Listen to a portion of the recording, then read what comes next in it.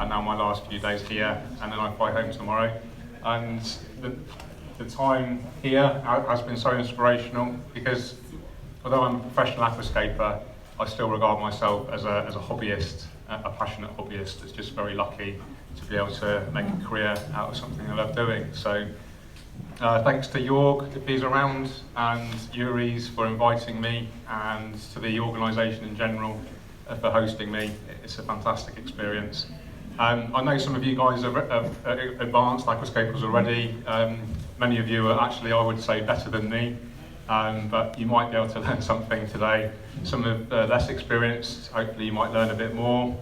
I'm going to obviously create an aquascape. It's not going to be anywhere near as good as those kind of top 10 that you saw there, but I'll take you through the principles, and I'm actually going to hopefully impart my kind of philosophy on aquascaping more than necessarily the technique of aquascaping. So it's going to be a bit of a different workshop because of the experience levels here. So when I do workshops in the UK, it's very much a beginner crowd, and many people have never been exposed to aquascaping.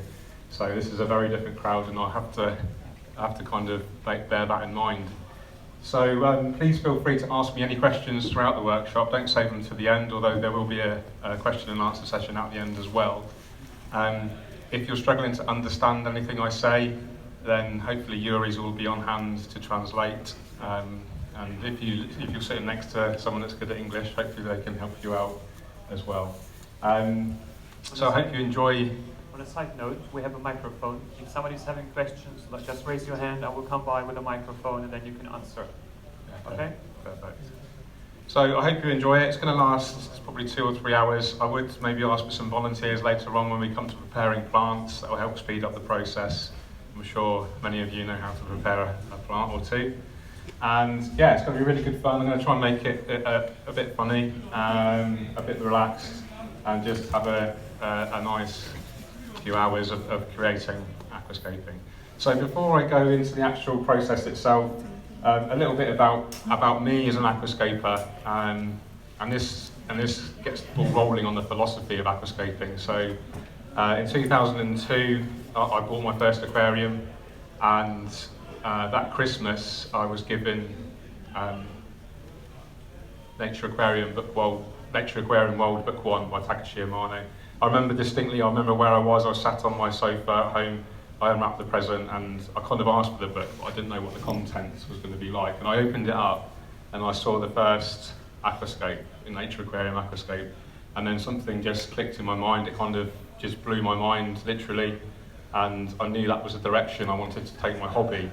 And so I became really kind of obsessed and just like a sponge for information, and I was just relentlessly searching the internet, looking at different magazines, different books, and just constantly getting inspired by the Nature Aquarium concept and Arno's work. And then I discovered kind of how to grow plants quite well. The UK was relatively slow with the planted aquarium hobby back then. We barely had CO2 kits. We didn't dream of dosing nitrates and phosphates, and soil was unheard of. So I kind of almost pioneered the UK hobby in a way. I started writing for practical fish keeping and promoting these new ways of growing plants and aquascaping. And it got to the point where in 2013 I became full-time aquascaping. So it's been a really, really cool journey. This is kind of my peak at the moment, this European tour, coming to this place, meeting you guys, aquascaping for some fellow professional aquascapers as well, which is it's a little bit of a pressure for me, but it's really, really cool, and it's just an honour for me to be able to do this for you guys. So aquascaping, you all know what aquascaping is, probably. It's the art of making a beautiful aquarium. I'm very much in love with the Nature Aquarium concept, and my personal style is very much, I would say, classic Nature Aquarium style. It's lots of plants, lots of hardscape, relatively simple layouts. Some of you may have seen my more famous kind of works, which are very, very minimalist, ibigumi, few plant species. Tend to be quite low maintenance layouts as well, because I do work away a lot and I do maintain aquariums, so it's quite important for me to enjoy my aquarium and not constantly be doing water changes and fighting algae, etc. So my personal style is, at the moment, very classic Nature Aquarium and relatively low maintenance. And that's kind of the style I'm going to be doing today. I'm not going to try and wow you with some crazy new conceptual aquascape. I'm going to stick to my roots, which is the classic Nature Aquarium. It's a little bit of a nod to Amano as well, who sadly obviously left us. So hopefully you enjoy it and maybe learn something. But do feel free to ask me any questions at all throughout the demonstration. So let's talk about the kit itself. We've got a couple of ADA solar ones here. Looks like they've got the NA green lamps in there, 150 watts each. I will say that I do prefer now the new ADA solar RGBs. I've been exposed to these quite a lot in the last few days, and the colours just absolutely blow my mind. I think these are 130 watts, so these are 150, so they're slightly more efficient and certainly more better for colour rendition, and from what I've seen, better for plant growth as well. But still very capable lights, and you know, the classic kind of design, beautiful bits of kit. The tank itself, it looks like it's a Garnelenhaus own brand tank, for, I guess 120 by 45 by 45, obviously rimless, open top. And for those that aren't aware, open top is the way to go if you're an aquascaper. You don't want to be seeing a hood, you want to be able to look into your aquarium. You want things to be going out the top, perhaps hardscape coming out of the top, easier to maintain. You've got another viewing angle, so you can see the aquascape from above, which looks much better than seeing an ugly hood. The glass itself is low iron, so it's visibly more transparent. It's all about minimising the impact of any ugly equipment on the aquascape, so that's why we've got these glass lily pipes, the glass outlet and inlet there. We've got clear hose. We deliberately don't have a background, and we saw earlier about the new backlighting that ADA are doing, which looks really cool. Minimum silicone work, really nice quality glass, and we've got the, looks like a ADA style, if not an ADA cabinet here. It's not an ADA cabinet, it hasn't got the half moon, but very, very similar style to the ADA grey. Minimalist, it's all minimalism. That's what we're trying to achieve with the equipment. We don't actually want to see the equipment almost, we just want to see the aquascape. So that's enough about the equipment, I think. Any questions so far? Does that mic sound okay? Is it a little bit? Is that okay, the mic? Yeah, okay, cool. Okay, so what am I going to do first? Oh, this is interesting. I had absolutely no idea kind of what aquascape I was going to create today. I just thought I'd turn up, see what hardscape I had to use. I had a rough planting list, and I just sort of, and it's kind of what I do with my workshops. I tend not to plan too much. I look at what the store has to offer in terms of the hardscape materials, and then I kind of quickly visualise a layout in my mind and then go from there. So I'm going to go for a cosmetic sand kind of foreground. It's going to be a triangular composition, and I love triangular compositions. I like the way that they can be viewed end on as well as from the front. So when someone's walking in the main entrance here, they'll come and see this aquarium, and actually standing from here, you'll see the layout kind of going up like this, and also you'll see a nice view from this side. And that's actually an important lesson when you're aquascaping. Do consider enjoying the aquascape for real, for your viewing pleasure, not just necessarily for an aquascaping contest where it's all about that final photo. You know, you have to live with your aquascapes, and you know, you have to enjoy them. So think about where you're sitting mostly when you're viewing your aquascape, and maybe that will influence how you design the aquascape. So for that reason, I'm going to do this triangular layout. Shallow up here, much more stuff up here. Okay, so we're going to go for cosmetic sand foreground, and what I like to do is actually put a lot of the hardscape in first, and then I build the substrate after that. Now I don't know if that's the technique you guys use, but it kind of works for me, and that's what we're going to do because I'm doing it. Okay, so let's have a look at this stone here. I'm not sure what you guys call it. Is this fossilised petrified wood? Fossilised wood stone? Don't know what you guys call it. It's called fossilised wood stone where I come from.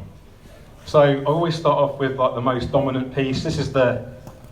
In German language it is called versteinertes Holz, Like Steiner. Steiner to Holz. Okay, thank you. What he said. Okay, so I start to look at the rocks and I think, what's the most dominant piece? What's the biggest piece? That's our main kind of rock, our master stone, if you like, and everything evolves around that, and that's the kind of main focal point. This mic keeps cutting out. This mic keeps cutting out. It's really annoying. Okay, just bear with me. I'm going to turn that down and put this nearer my mouth. Can everyone hear me? Yes, good. Okay, so, hello. Can you turn? What's wrong? It just seems really loud and cutting in and out all the time. Can you hold it a second, please? So, we go to our master stone. I've turned it right down on there, it's minimum volume. No, you're in max. No, it's maximum volume. Keep speaking. Hello. Okay, is that better? Yes, okay. Thank you, Yuri. That's a bit embarrassing. At least we're not live. Okay, so this is our main stone, our biggest stone, our focal point. And when we're thinking about focal points, we often use the rule of thirds. I'm sure most of you have heard of it already, but if you haven't, we split the aquarium into 3 equal sections. Handily, we've got a cabinet with 3 equal sections there already with the doors. And I like to get my main stone and position it roughly 2/3 of the way along, putting it very gently on the glass. We don't want to scratch that beautiful glass. So I'm going to pop that there. Unfortunately, I haven't got 3 months to create my hardscape, so I'll try and get it done in about 10 minutes or so. Please come back in 3 months. Yeah, we're patient. As much as I'd like to stay here for 3 months, I don't think my fiance would be too happy.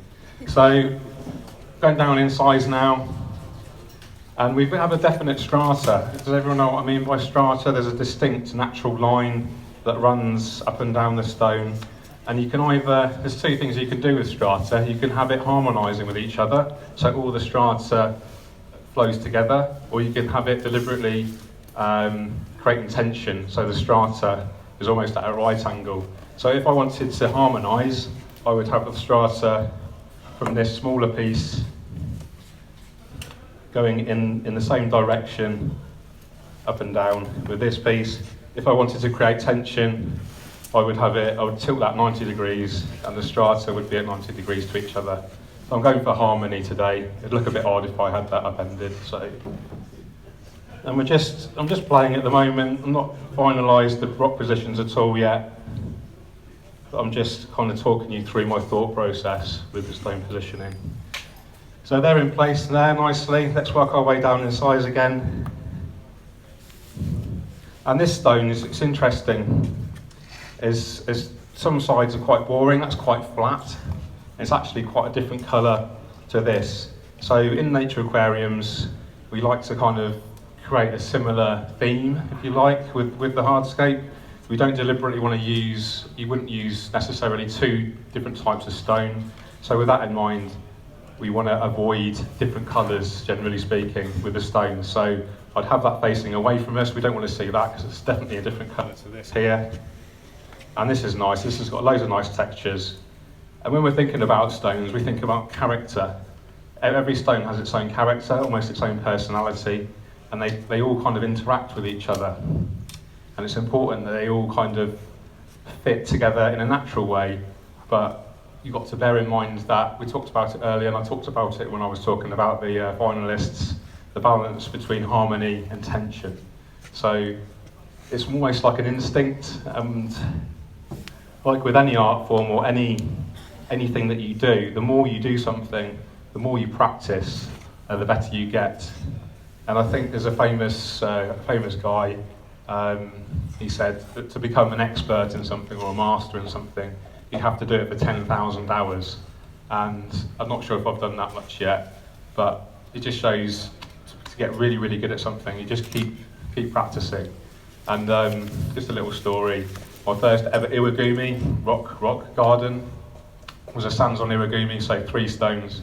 And I had a 30 centimetre by 20 by 20 nano tank.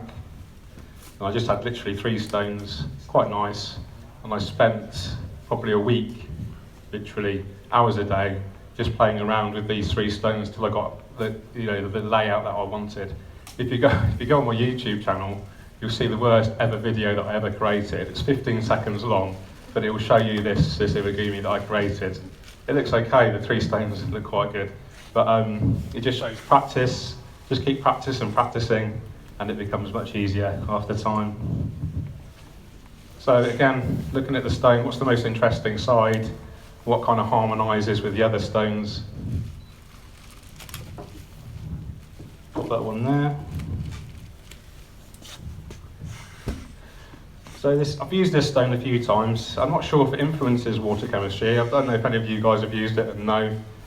I don't think it does. It's not like Siriu stone, which is mainly made of limestone, which definitely increases your hardness and your pH.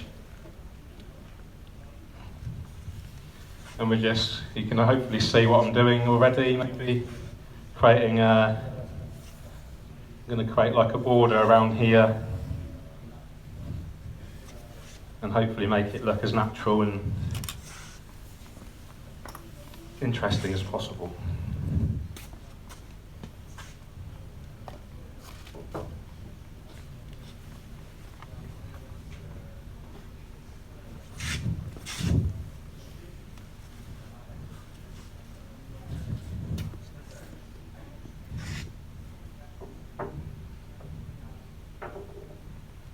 Anyone got any questions?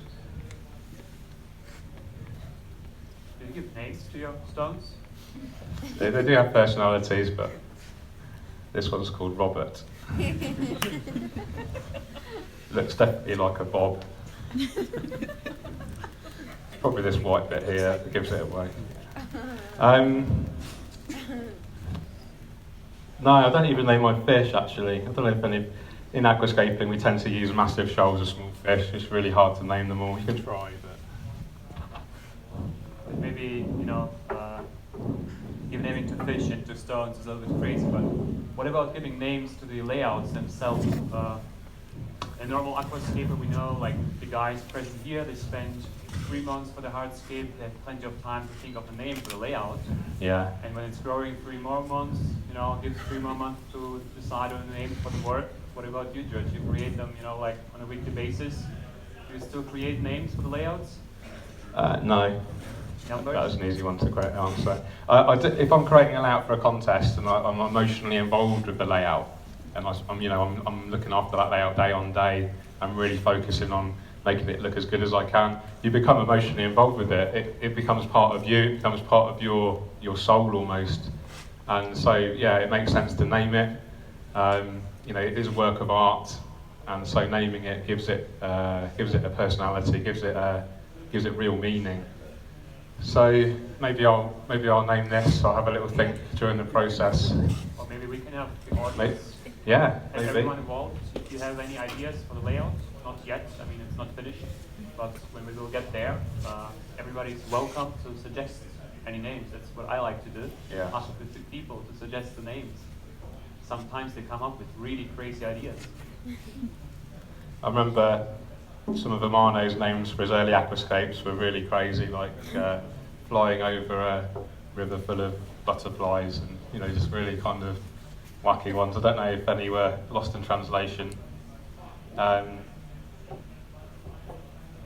let's talk about what I'm doing right now. So this stone here is actually creating tension. Can you see the strata is running this way, and then we have the strata running kind of that way, and that's just adding a little bit of interest. Otherwise it would look a little bit boring, a little bit too formulaic. Does that make sense? Formulaic, everything is following a certain kind of formula, so it's important to add this tension. I'm just going to nip off screen just for a moment, just to look at some smaller stones.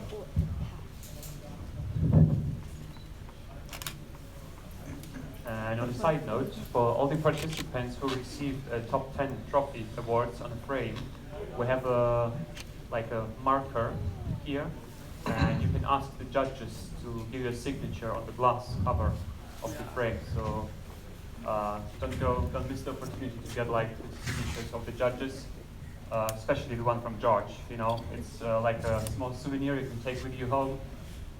If you don't have a trophy, try your best to get one next year, or get one of the beautiful ADA catalogs, get some kind of signature from the master.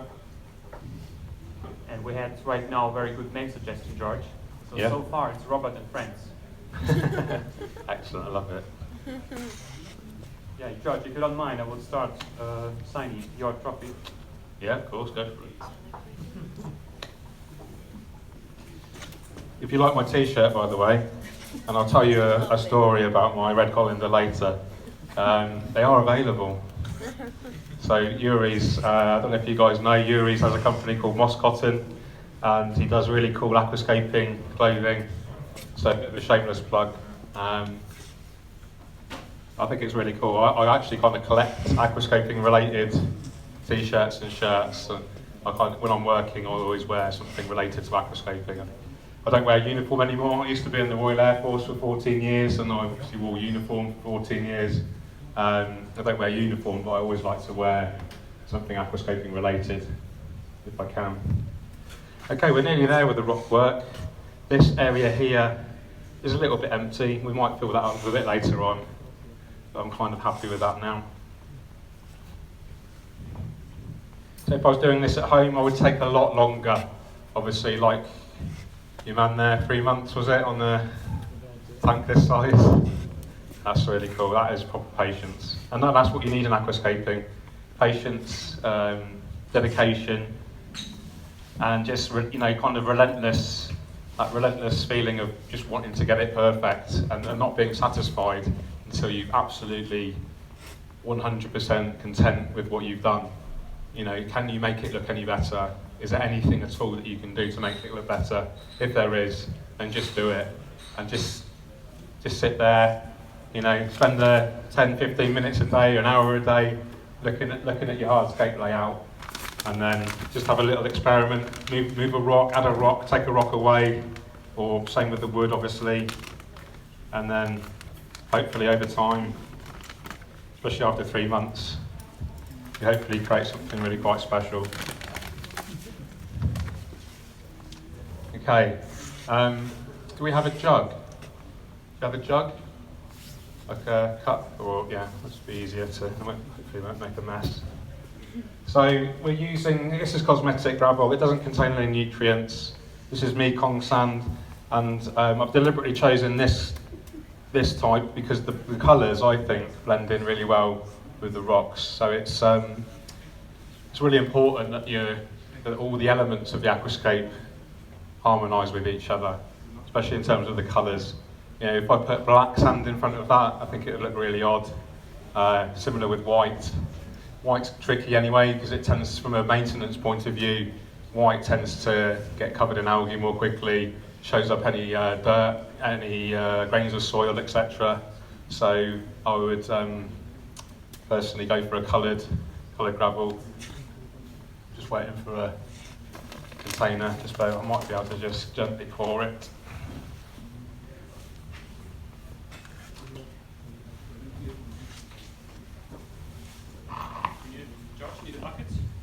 And a jug, yeah, I think one of the staff is going to get in one for me.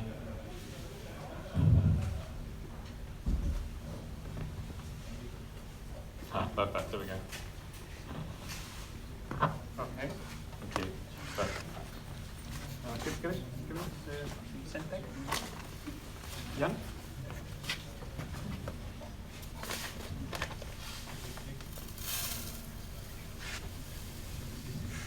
Swap them.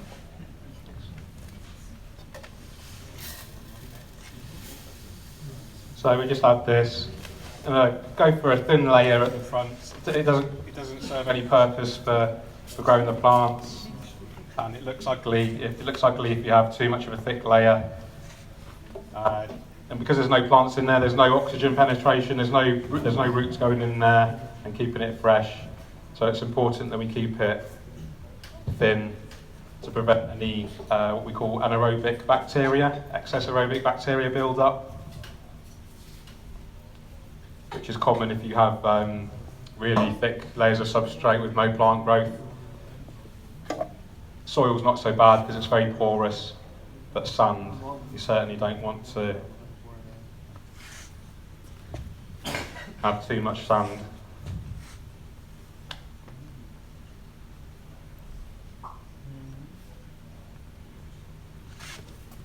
We just just need a small stone for that area there.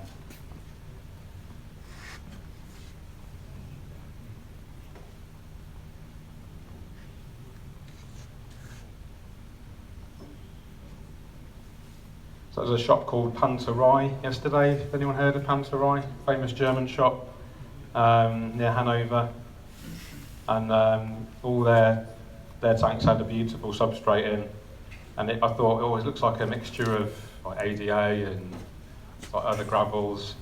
And when I asked the guy, the owner, it was actually properly collected from whatever river that display was from. So all of the displays are biotopes, and they had that biotope specific gravel in there, which is really cool.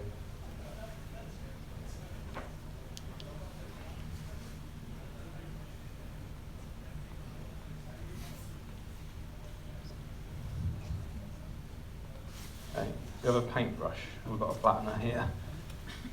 Josh, have you ever experienced like any anaerobic areas under the sand and maybe like a buildup of cyanobacteria? Is there any advice for this with a cosmetic sand you can give? Yeah, I mean, don't have it as thin as you can. And then, I mean, snails will help. I know in Germany you guys use, is it Cleton snails? Yes. Quite popular. They'll help to keep the substrate turned over. If you have got a particularly thick bit of sand, you can poke it. You can literally just push it down like this, and that will release any potential areas of anaerobic build-up as well. Can you try and find me a small rock to fit in there? Sure.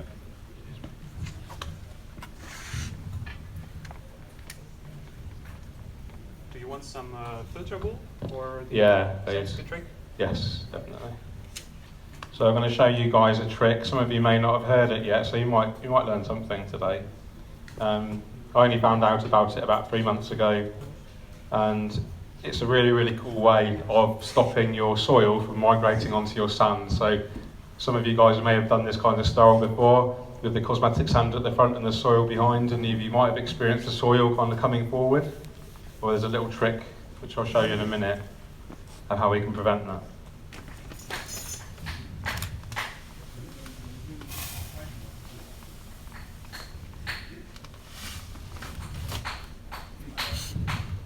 It does look quite dusty, this sand. When I'm pouring it, it's releasing clouds of dust, so we might experience a little bit of clouding when we're filling.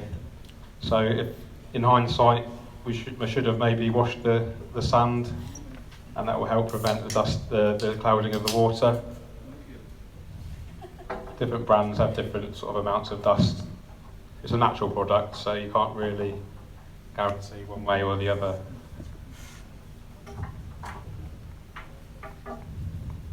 But you can hopefully see that the sand there, it matches really well with the stones. I'm really happy with that. And I think Jorg made a bit of a joke about I'm going to do an English style aquascape. I mean, aquascaping is still a very new hobby, if you like, in England and in the UK. We're certainly not developed enough really to have our own distinct style of aquascaping. And so what I'm doing today, I would say, is just a classic Nature Aquarium style. So I think it's important maybe that I did talk about a little bit about philosophy and aquascaping. And when I say philosophy, it's about what aquascaping means to me and the actual creative process that I go through with aquascaping. I'm often asked, how do I determine the layout? How do I plan the layout? And it often depends on the situation. So if I was doing a layout at home for my own hobby, maybe for a competition, then often the beginning part of the process would be sparked by inspiration from either seeing someone else's work. Maybe I live in the countryside, so I experience sort of nice nature landscapes.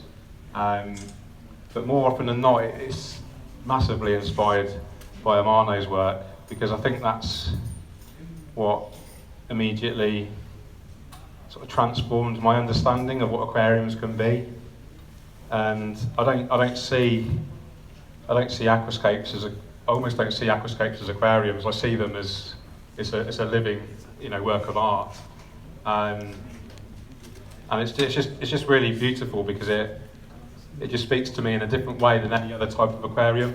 I write for a magazine called Practical Fish Keeping, and it does all types of aquariums. It does saltwater, Malawi cichlid, all goldfish, every type of aquarium you can think of. But the only one that I really kind of connect with is the Nature Aquarium. It's the only one that I really find makes me feel at peace, and I can sit in front of a Nature Aquarium for hours and just really enjoy it, and I can literally feel myself calming down. Whereas if I sit in front of a stunning reef tank, a coral reef tank, saltwater tank, they're beautiful, and I appreciate the technology and I appreciate the colours and the movement, but they don't make me feel anywhere near as peaceful as a classic Nature Aquarium. George, we had a comment from our friend Balázs from Hungary. Okay. He's watching live on YouTube. Hi Balázs, my Hungarian friend. And he says that on the YouTube stream, Yeah. you can perfectly see the aquarium, but you only see your bottom part. We're not sure if it's your best part, but it's the only part visible on YouTube. So, Yeah. Unless someone wants to hold the camera for me, and I don't really want to disturb the audience, so maybe we can put it on top or like in between. Maybe. somewhere. Do you want to try and? Do you want to try and put it on? Yeah, if you don't mind, that'd be awesome. Thank you, Bruno. Or I can hold it for you if you want. To be honest. If you don't mind, Because I'm I ready don't for- want to bother you. I don't want to kind of put any workload on the audience. I'm here to work. You're not. You guys are here to enjoy. Okay, so we're almost there with the sand. I think. Did we get any filter wool? Daar gaan we nummer 3. Filterwatte? Dankeschön. Yeah, we have it in a second. My best German. And also, entschuldigen Sie bitte, wie komme ich am besten zum Rathaus? Excuse me, please, the best way to the town hall. Is that right? Yeah? I actually lived in Germany for 6 years as a small child. My father was in the army, but I went to a British school and I didn't, unfortunately, learn any German. I do know a little bit. Kleine Deutsche. Okay, I'm quite happy with that at the moment. Are you happy with the extra stone in the corner? Yes, thank you very much. Yes, Yeah, I might I hurt myself. yes, thank you, mate. Oh, look. We have a similar. I'm bleeding for you. It's real dedication. I will die tomorrow. Thank you.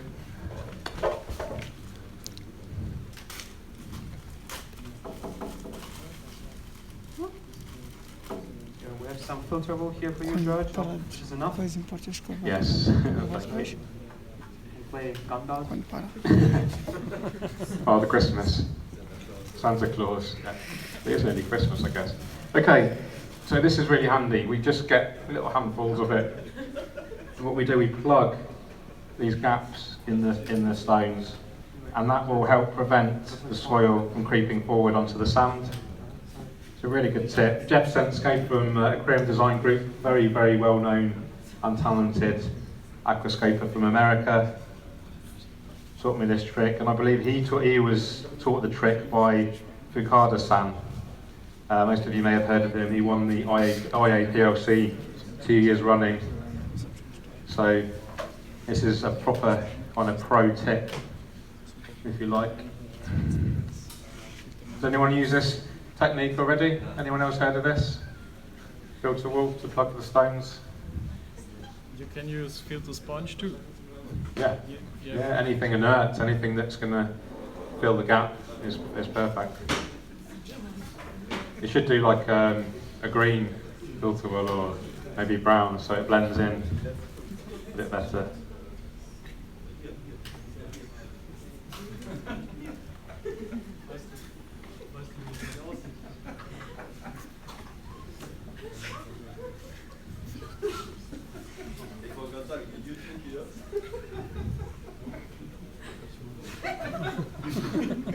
You look good.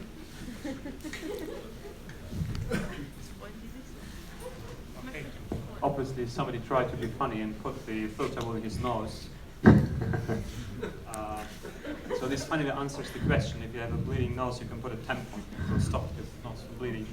Yeah.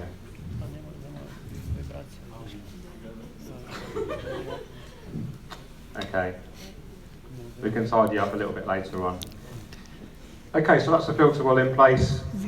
Now we can put our substrate in. So the ADA substrate, I'm going to talk a little bit about the ADA substrate system because it is pretty epic. It consists of numerous products. The first one we use is Power Sand Special. 2 bags of this. And as I pour it in, I'll talk you through why we use it and why it's good. So, put this in here. They're asking for a close-up. So a lot of debate about whether you actually need to use this or not. I mean, you can grow plants without it, but arguably, to give the aquarium the best start and the best long-term nutrition, the Power Sand Special is very helpful. So it's basically pumice granules, and then within that pumice you have organic materials, and there's also some bacteria cultures. So you can see, you might be able to see there's these brown portions, that's like almost like a peat, which is very, very high in nutrients. And then the bacteria helps to almost decompose that peat and allow the nutrients from that to feed the plants. And it's a really kind of long-term process. And because it's pumice, it's very, very hard. And the structure, the grain structure of it is a very, very good ideal home for bacteria colonization as well. It just serves as a really kind of good long-term substrate solution. George, I'm very sorry to interrupt you, but our friends from Czech Republic are driving home. Oh, okay. Maybe you remember I said before. 12-hour journey. Yeah, 12 hours today morning. Wow. In ceremony, and then they have to drive back 12 hours. Okay. Do you mind just a quick autogram? Something I mentioned before. Of course. So just before they leave. So this can be found later on eBay for 100 plus euro. Only? Starting price, of course. Okay. Yeah, thank you very much, George. Keep Aquascaping. Keep on scaping, guys. Thank you for coming. Really appreciate you taking that long journey.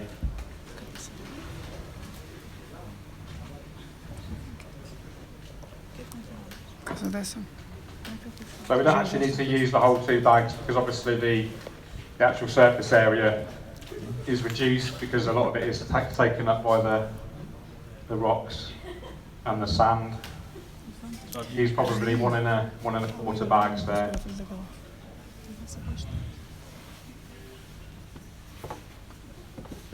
Okay, now we've got our special magic powders. So we start off with Bacter 100. Put it in there. So this is another bacteria starter, and it's so magic because it's an invisible bottle. So that's interesting. Is there any staff around? It's already there, is it? Ah, here we are. My apologies. We already have it here. Thought it was a bit light. Okay, where's Yuri's? I don't know the dosage for this. Anyone know? Let's have a look. So this is tourmaline BC. Tourmaline BC is another nutrient content, long-term nutrient basis. So where's Yuri's gone? Any ADA experts here? Eating Right. hamburgers. Terrible. Okay. Any staff? Any staff want to help me out with how much to list a dose? I think you need to cover the surface where you have where you have the. Very heavily. I'll just sprinkle it then. I don't think you can put too much in. Just evenly, you know. Just evenly.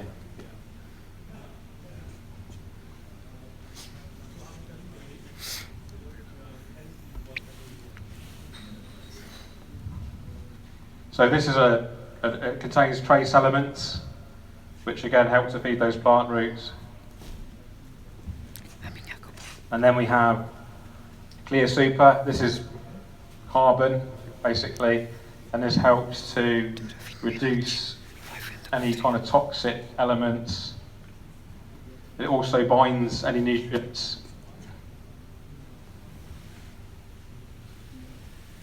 And helps, again, make them available to the plant roots. I feel like I'm on a cookery program. Okay, perfect. And then finally, our bacteria back to 100.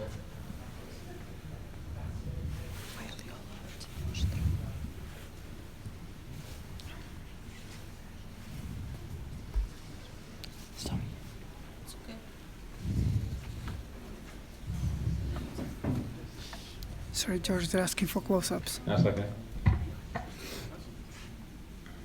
So there is a lot of kind of talk on the internet whether you need these bits and bobs or not. What I will say is you can have success without them, but certainly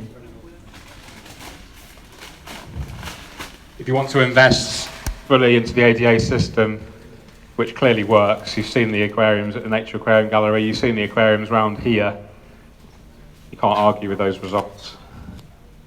So now this is quite a new product. This is ADA Aquasol Amazonia Light. So this is a newer version of the classic Amazonia, probably still the most popular substrate in aquascaping. And the light is good. It's more suitable for beginners. It doesn't give as big an ammonia spike, but it contains more. So ammonia is NH3. This contains more NO3, which is nitrate. So it still contains nitrogen, but in not as much ammonia, which can lead to algae and obviously other issues. So you don't need to necessarily do those huge, frequent water changes that you would do with the regular Amazonia. It's actually a lighter colour as well, arguably a more attractive colour, and certainly kind of suitable for this aquascape, with those kind of browns harmonising with each other. George, you can ask before about the dosing of the additives. Yeah. Is there anything to add, to say, extra? About the back to 100 and the Clear Super and Yeah, the... like how much? Yeah, well I didn't see how much you needed to add, so I just sprinkled it. Yeah, so basically from the tourmaline C is one full bottle for a 90p you can add, so like Okay. half a bottle for the 60. And from the other additives, because some of them already exist in the PowerSense Special, it's obviously less amount required. Mm-hmm. And they say something like, I don't remember myself correctly, it's in the ADA substrate system video on YouTube, can be Okay. found the exact information, but it's basically like 2 or 3 spoons per liter of PowerSense or something. Okay. So I think I picked exactly that right amount in then. basically the more the better. Yeah, you can't overdo it, can you? So,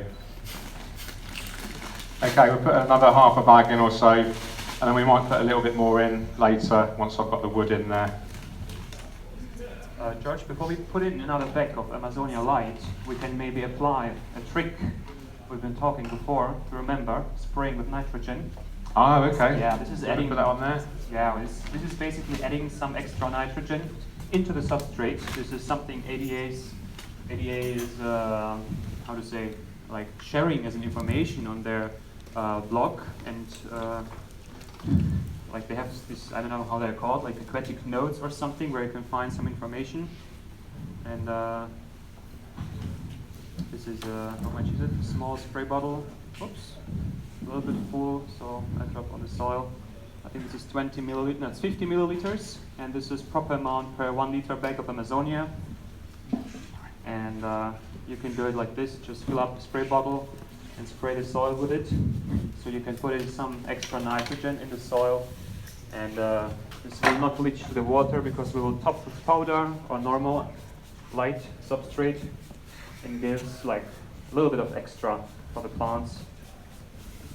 If you like the color but you want more nutrients, if you want to go for the maximum nutrients, this is normal Amazonia, and if you want the color and the easiness, you go with Amazonia Light, but you can still apply some extra nitrogen by this spray technique.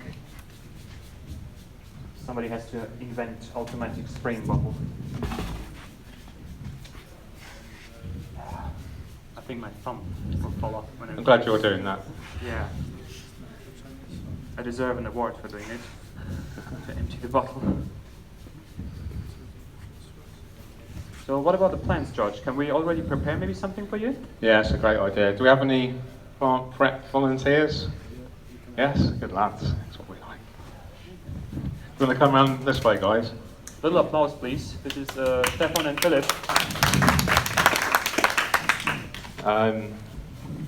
So we need, have we got any staff available? You're all eating burgers again. Yeah, help yourselves. I was just thinking of a planting tray. Do you have a planting tray? Tablet? Yeah.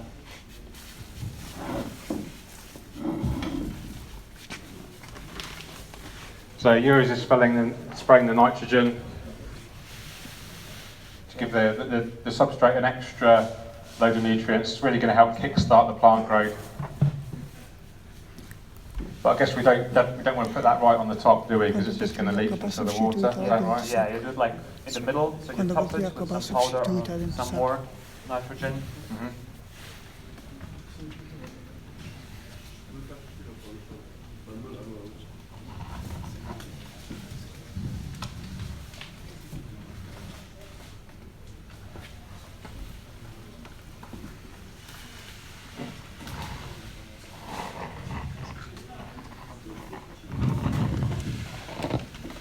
Okay, half a bag in there. So we've put about 14 litres altogether. George, we Yeah. have a question about the cryptocorynes. So, Yeah. you know, I'm a big fan of cutting off the leaves. What about you? No, You leave? I leave the leaves on. Yeah, Okay. and hopefully they'll adapt, no problem, without melting. Cryptocorynes, very cool plant. It's a classic kind of nature aquarium plant, especially ideal for low maintenance layouts. So crypts tend to grow relatively slowly. They tend to form leaves from the same rootstock, so they don't take over the tank necessarily. I just love them. I love the way that they make a transition from their immersed state. So can we just get a pot? Show them what I mean. So shout out to Tropica for supplying the plants. Our friends from Denmark, probably all aware of Tropica, very, very good quality plants. So I'll just talk about the plant in more detail actually. So with Tropica you have a really cool what I call the traffic light system. So you have the green, the orange and the red. Green is easy, orange is medium and red is advanced. So green, very easy plants, don't need much light, don't need necessarily CO2 injection, although with all plants still benefit from CO2 injection.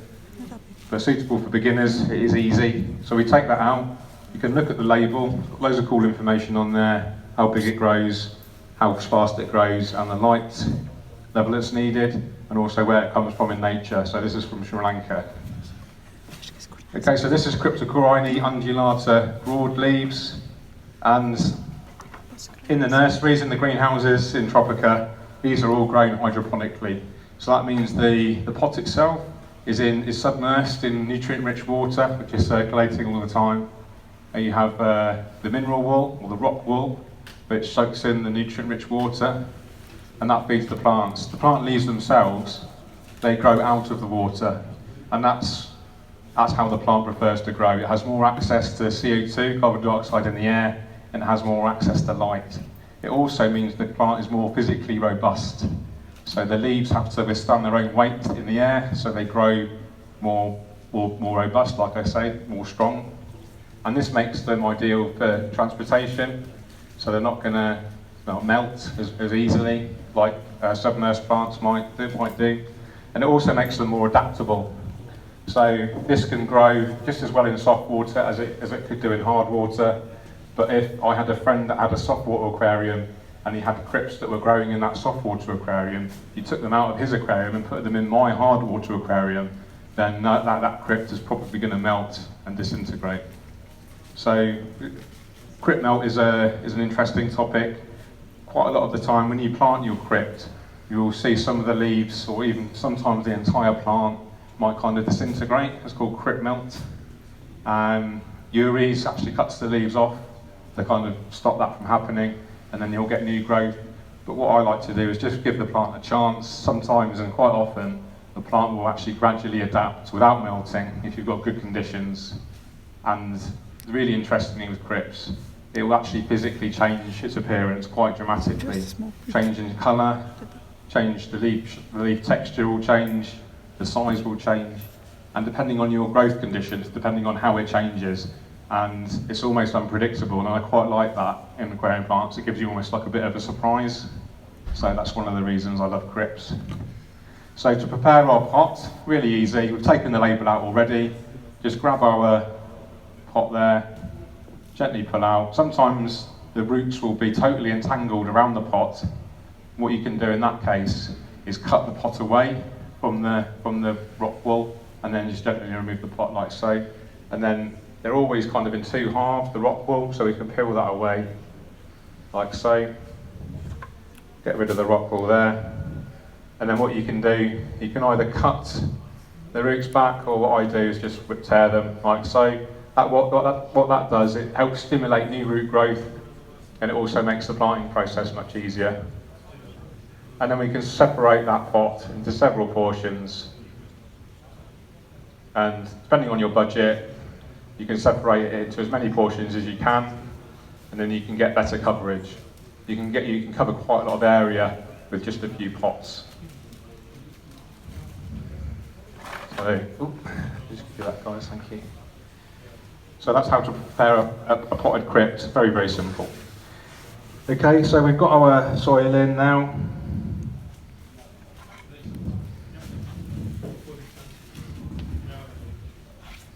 And we've deliberately sloped it towards the rear. That gives us an enhanced sense of depth. So when you look at the aquarium square on, the actual aquarium looks like an optical illusion as it's deeper than it really is.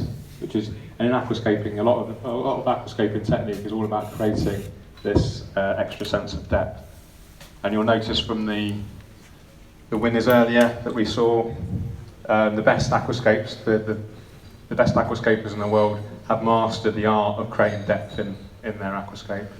And there's loads of tricks you can do. You can deliberately use broader textures at the front, so you use broad textured leaf plants at the front perhaps, and then running down to small textured plants in the rear, and this gives us an enhanced sense of depth. Okay, so we're going to position our wood now. Now I'm not sure what type of wood this is called. Can anyone help me out? Talaba wood. It's very light, so it is going to want to float. So we will take some precautions to stop it from floating. So I've got several pieces here, and as before, I start off with the biggest piece and then work my way down.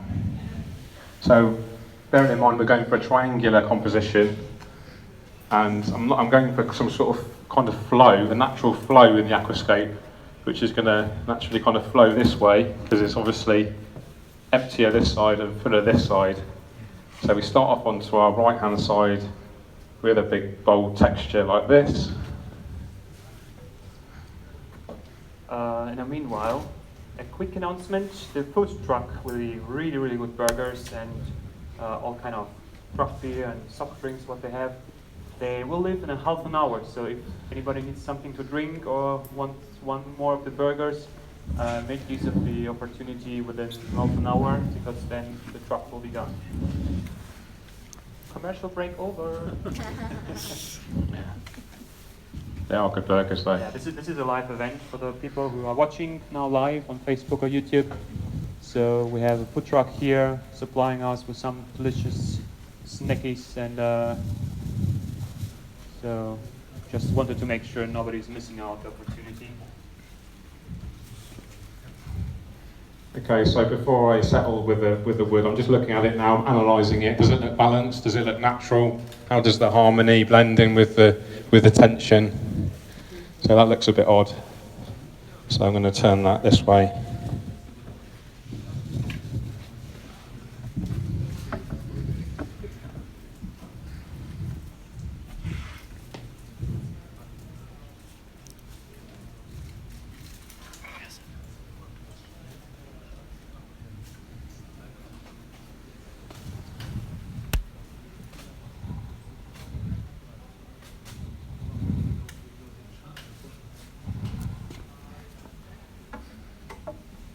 create Inception. We film live, somebody filming a YouTube stream. And now we do it the reverse way. Now the YouTubers see the Facebook stream.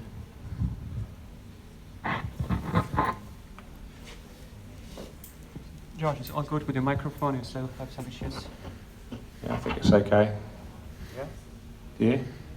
You're the guy that's listening to it. Does it sound I know. okay? Yeah, maybe we can have some feedback on the live streams. Can everyone hear me okay? Yeah, just please comment in the live stream on Facebook or YouTube if you can hear us, especially George, well enough. So you can kind of hopefully see the effect I'm going for. These roots are kind of crawling over the rocks here. We've got a sense of height here with the vertical element there, but we've got a distinct kind of empty space here. We need to bear in mind we do need to have some space for planting, but I'm thinking this area here is wanting too much negative space there.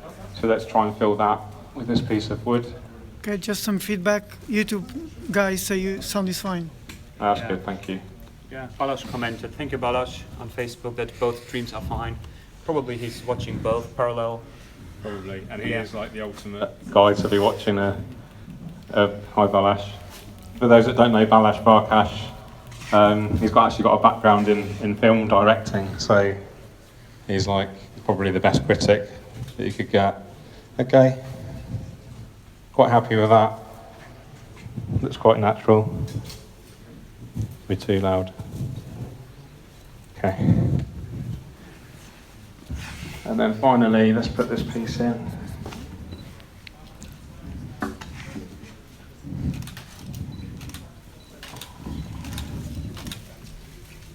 Yeah, thank you, Jerry. Okay, now we need to bear in mind this wood is going to want to float. So I can deliberately try and interlock all the wood. So by weighing down one piece, it's hopefully going to have the effect of weighing down all of the pieces.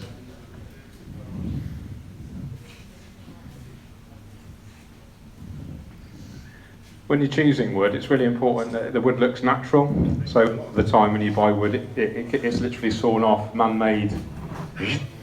So you want to kind of hide those pieces. We're quite lucky that all this wood is looking very natural. There's no real sawn off pieces. So you can either hide that flat piece or you can actually sort of chisel it away, use bonsai clippers maybe, and just get this kind of natural look to it. So just bear that in mind. We want to avoid any kind of sense of artificialness in a nature aquarium.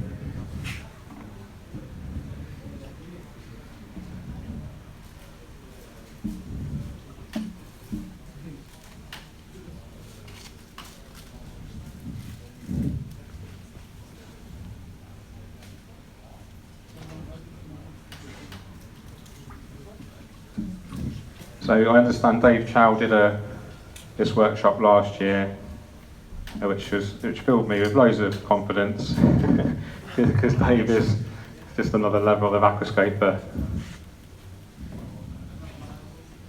But still, I hope you guys can maybe learn something and be inspired, perhaps.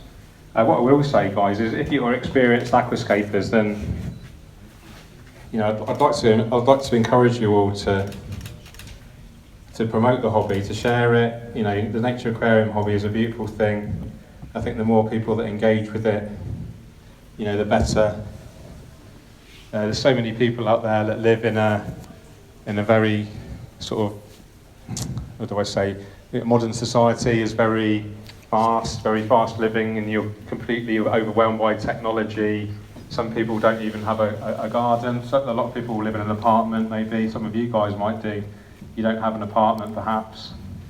And so by embracing the Nature Aquarium, you bring this slice of nature, this sense of nature home, which I think is really important. Okay, I'm quite happy with that. I've deliberately left quite a lot of open space here for planting. There is some space here and here as well. Now I'm just thinking how I'm going to weigh this wood down. Yeah, do we need some extra stones, George? Yes, I'm trying to think of a way. I think all the wood is actually kind of intertwined now. So if we put one keystone in, I think here, we might be able to get away with maybe even attaching plants around that stone to hide it, and it's also going to act to help anchor that wood down and hopefully prevent it from floating. Like one stone to rule them all. Yes. And I'll show you a special trick with this stone in a minute. Let me just go and get a stone right now.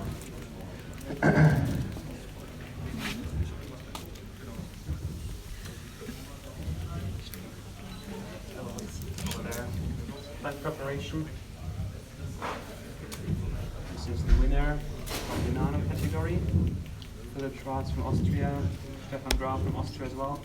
Which rank? Number 10, Babikusa? 10, Yeah. Awesome work preparing the plants, all the cryptocorynes you see there. They keep the tag for George, very professional, so he knows which cryptocoryne to plant where. Okay, Also plants so- here from Tropical. Oh. Sorry, tongue. Okay, that's wedged in there. That's holding that one down. That's holding that one down. George, I got evidence of that crime you just did. Thanks. Okay, so the wood, the stone itself has a chip of glass, I promise. That hopefully keep everything down. That one's wedged down by that one. This one's held down by this one. Ja. This one's might be a problem. Let's set that a bit more to there. George, we can get some wood ties to interconnect the wood pieces. I don't think we need them. I'm hoping. Your other one? No. What we can do is when we fill up slowly, we just keep an eye on any movement, and then if we need to, we can put extra stones on. Hopefully, we won't need to. Okay. That's the wood in place. I've deliberately positioned the stone. Hopefully, I've obviously used the same type of stone to help it blend in. The colour's kind of blending with the wood already. We can put planting around here to hide that as well. We don't want to kind of show that stone off because it's not naturally positioned.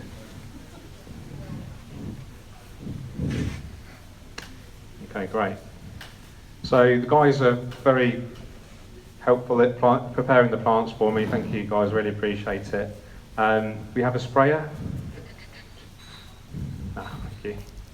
So now what I'm going to do, I'm going to spray the soil, and I'm also going to spray the hardscape, and you'll just watch the hardscape as I spray it and watch it change completely in its appearance. It's really quite cool. And it gives you an idea of how the aquascape's going to look once it's completely filled with water. So everything goes darker, everything goes shiny.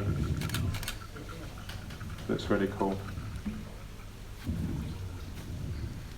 So some people like to plant into the soil dry. I like to moisten it.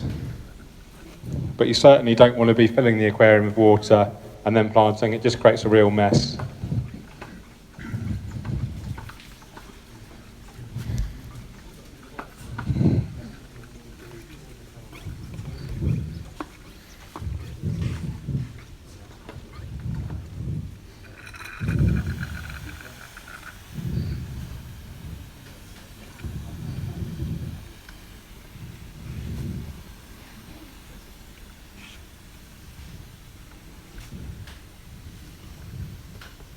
The grain size is smaller. Is this the normal type or powder?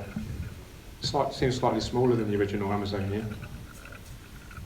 It's the powder that you used.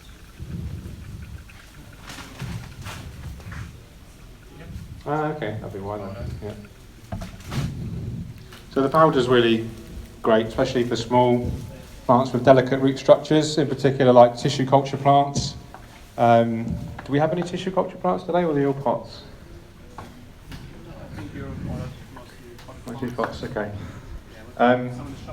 Yeah, does someone just want to grab me a tissue culture pot? Do you want to grab me an in vitro or 1-2 grow? Pass me a tropical 1-2 grow if you can. And I'll any one you want. It's just for demonstration purposes. I'll give you a little talk on 1-2 grow because they're really cool plants. Preparat para substituir uma bateria. So you can see The rocks have changed in their appearance. It's really brought out a kind of red tones to it. The sand's got a bit darker. The wood's got a lot darker. I'm really pleased with the way all the colours harmonise with each other.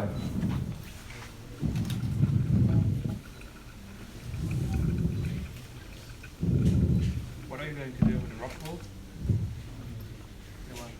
I'll probably put some larger gravel at the end for detailing. In fact, I'll do that next. Talk about textures.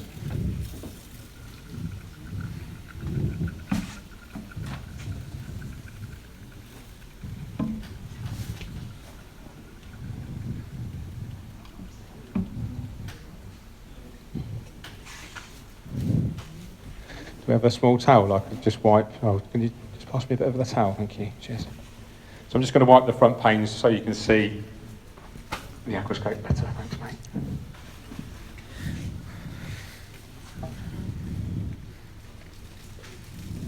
So we have spilt a little bit of the aquasoil onto the sand. Because the Amazonia light is a much paler colour. Actually, if you do get the odd grain on the sand, on this sand, it's not going to stick out too much, it's not going to distract too much, so that's another benefit to using this Amazonia light. Has anyone actually used light before in their home aquascapes? UVs, anyone else? Not used it yet?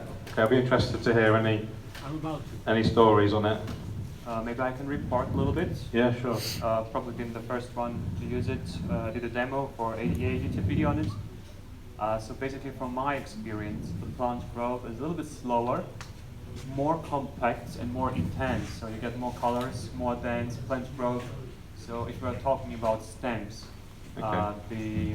what is it called, the distance between the leaves Yes. is more compact, Okay. more bushy, more colorful. Do you think that's to do with the nutrient content? Partes Yeah, um I bocado think para so. If you descansar have like unlimited nutrient, the plant, they grow really fast. Like estimated index, I'm dosing ADA fertilizer on this tank with Amazonia light, and the combination is probably, you know, a little bit limiting in nutrients. Yeah. But like enough for the plants to grow in a perfect balance, no algae at all in this aquarium, and the growth is just, I don't know, sensational. It's not fast, but the way it grows, not the quality. It's not the quantity, but the quality of the growth. In combination, especially with the solar RGB, it's just amazing. I get, you know, all the time asked by the people. I told you. I've seen Yuri's aquascape, so I know he's not just. Yeah, and they ask me all the time about the red rotalis. You know. Yeah, how do they get so yeah, red? what kind of magic trick do I do? Yeah. It's nothing. It's just the solar RGB, Amazonia light, and a little bit of fertilizer from time to time. Really, I even forget to do water changes. Yeah, well, your tank's stunning, mate, so it obviously works. So I've got some, this is the same type of sun, but a larger texture. And a trick we can do is actually sprinkle this towards the stones, and then I'm going to wet this as well, because it looks a bit pale at the moment. But by adding this in front of the stones, it acts as a transition. So instead of going from this really fine texture to the really bold texture of the stone, we use a larger grain gravel, and that just makes it look a little bit more natural. We call this kind of grading.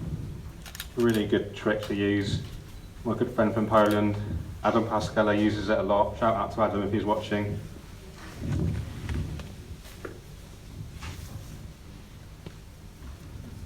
Looks a bit odd at the moment because, like I said, we've not wet it. But once we wet it, it will look a lot more natural. And we can even deliberately sprinkle a little bit on top of these rocks. É preciso que faça mini clipes deles. We have Yeah. around about Eu tenho 170 viewers on preciso de mini Facebook clipes right now. deles Thank you everybody for tuning in. Okay? Só mini clipes, 5 segundos. Once again, if you like it, Share it. Sharing is caring. What's that noise? Yeah, this is the signal of the microphone. Let me check what's going on there. Clap, clap, clap your Sounds like one of your rabbits. Yeah, it's like fake applause. Tá bem? Ainda tens que fazer. I don't want to waste any gravel.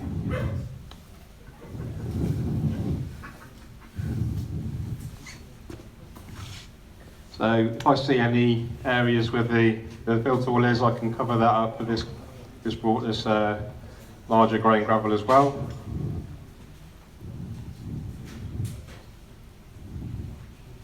George, Hello. someone is asking which type of stand is this and where can they get one? I think this is custom built, maybe from the actual shop. If they contact the shop, Garnelenhaus, then they should be able to help. It's an ADA style though. If they wanted something very similar, they could buy the ADA version. So you can see now that gravel there is changed colour and blended in perfectly with the finer gravel.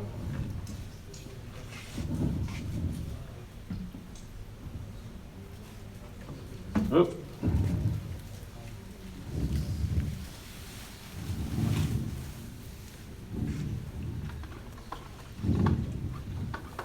Okay.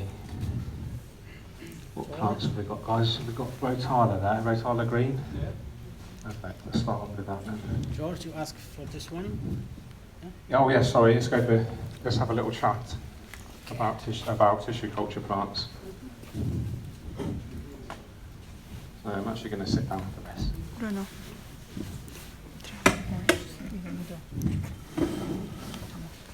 I'm good. Okay, so has everyone heard of 1-2 Grow? Tropical 1-2 Grow?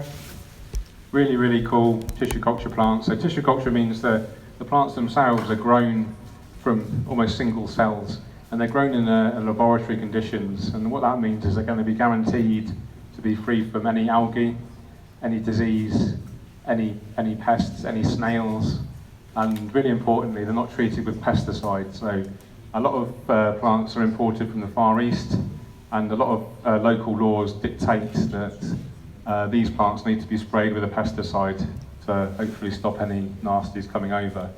So pesticides are very, very, very toxic to shrimp and snails if you're keeping ornamental snails. So these don't come with any pesticides, so that's really important. Obviously we don't want to have the risk of any algae coming in our tank from plants, Use the phone to so these are record really him. good to use for that. And although they look really small, they come in a small pot, you actually get a really good quantity of plants. So they represent really good value for money. So this is Helianthus tenellum, used to be called Echinodorus tenellus, and you can probably get about 50 individual plants in there. Which if you compared that to a standard pot, you probably only get about a fifth, and they're around about the same cost. So represent good value for money. And Tropico also, a lot of their species now come in a liquid, the liquid nutrient-rich substance. It used to be agar jelly, which is like a really quite thick jelly, which is quite tricky to remove. But with this new liquid, it's super easy to remove. You just flick it off, give it a bit of a soak in some water, warm water, and that's it, all removed. And we need to remove that because it's really, really super rich in nutrients, and that can trigger algae. So do remove as much of that as you can. So really cool product. It comes with a peelable lid now. There used to be like a pop-off lid, so even that makes it easier to use. So yeah, I'm a really big fan of the Tropico 1-2 Grow plants. I think there's even a bargain bucket over there, 50% off. I think there's ones that are coming towards their sort of use by date. So if you want to grab a bargain, guys, today, have a look in there. So really cool. Any questions on tissue culture? More and more species coming out all of the time as well. I'm not sure how many Tropico have got on their books, but it's growing. I think they're bringing out a Nubius nana soon in tissue culture, which is really cool.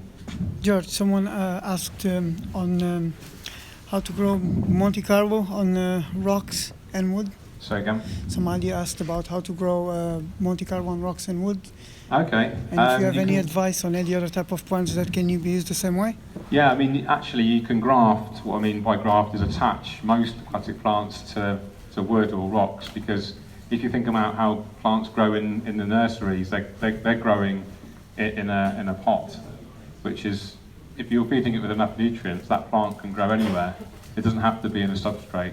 The substrate is just a handy way to supply nutrients and to help anchor that plant down. But the vast majority of plants you can actually attach to wood and rock. So you'll see Hemianthus cuba, you'll see Monte Carlo, you can even attach Cryptocorini, Hygrophilopinitophagia is a classic. A lot of that's attached to wooden rocks these days. Obviously, you've got the classic rheophytes, so any plant that attaches to wood or rock we call a rheophyte. You've got your classics, you've got your Java ferns, mosses, Anubias, Bobitis, Bucophilandra, all these ones that kind of have to be attached to decor.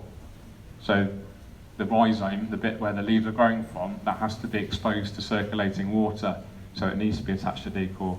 But classic plants that you normally associate with burying in a substrate, they can also be attached to decor as long as they're getting enough nutrients in their roots. So if you're dosing enough liquid fertilisers, good CO2 levels, good circulation, you can attach any plant to decor pretty much. And the easiest way to attach a plant is super glue. There's lots of aquarium friendly super glue is actually aquarium friendly anyway, because of the nature of what it is. But I would always suggest using a gel type super glue. It's a lot more jelly-like rather than a very runny liquid. So the danger with the runny liquid type of super glue is, say I wanted to attach a plant here. If you put the runny super glue, it can run down and it turns white and it looks horrible. White. I know what that is in German. With a gel type, it's much more sticky, so you can put a blob, like a small portion, on a vertical surface, and it will stay there. Kind of, So, kind of silicone field. No? yeah, exactly, yeah, like a silicone fill. Okay.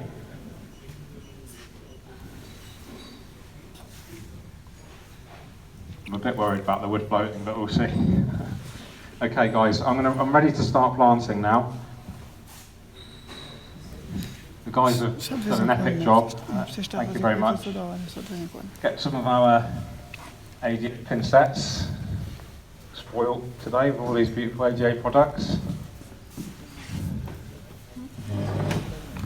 So this.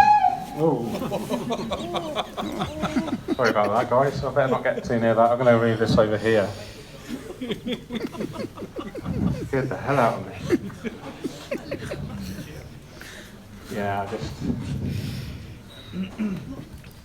Thank you so much. Cheers. Okay, guys.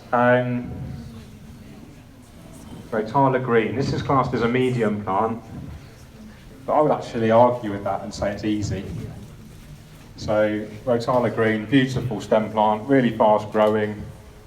Ideal for the startup phase in an aquascape, because in a brand new aquascape, algae is really likely. So it's really important to plant as heavily as we can with fast growing plants if we want to really help defeat any chance of algae. So the Rotala green is really good for that. It's a fast grower and beautiful. Under high lighting, under decent lighting conditions, it will grow nice and compact. The distance between the leaves should be nice and compact, hopefully under good light. And it starts to kind of lean forward or crawl over, makes a really pretty effect. So I'm planting this. This is going to be our kind of tallest plant. Wow, that's big. We've got big ferns, haven't we? Truth. The trident narrow. Yeah. Not trident, Microsorum. Yeah, Microsorum narrow. So planting's really simple. The guys have already prepared the pots, very similar way to the Cryptocorini, which I showed you earlier. We just grab a portion. There's probably about 6 or so stems there, maybe more. Grab that in between our pin sets, and then simply push it into our soil. Gently remove the pin sets, and there we go. Really easy. And I'm leaving a little gap at the front there for some crypts, so we have a bit more of a foreground. What you don't want to do is plant a tall growing plant with nothing in front of it, because it tends to look ugly, especially stem plants. As they grow, the portion of the stems underneath tends to be starved of light and therefore doesn't look so healthy. So by using another plant to hide that area, that can look really effective. And it also acts as a nice transition. So what I mean by transition is we're going from this really low area here to the stones, then we go to a Cryptocorini plant here, and then finally up to our tall plant here. So we have a gradual slope of plants and hardscape going upwards. If I was to plant the Rotala all the way up here, that would grow kind of up here, and it would be too much, it would be too sharp, and it wouldn't look very natural or aesthetically pleasing. So we use a transitional plant. And the crypts are ideal because they tolerate shade. So if the stem plant shades that crypt, that's absolutely no problem. So that's a good kind of lesson to think about your plant positioning. What plant's actually going to grow where? If you've got a really kind of hardscape dominated layout and there's lots of shaded areas, are those plants that you're putting in there actually going to tolerate that shade? So I'm just looking around the back. Is there some room to plant there? Yes, there is.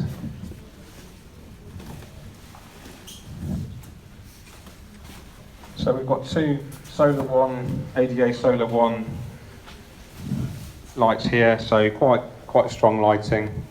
Not as strong as the ADA Solar RGB LED, but certainly enough. I don't want to get too near that again. Scare the hell out of me. Certainly enough to grow Rotala green.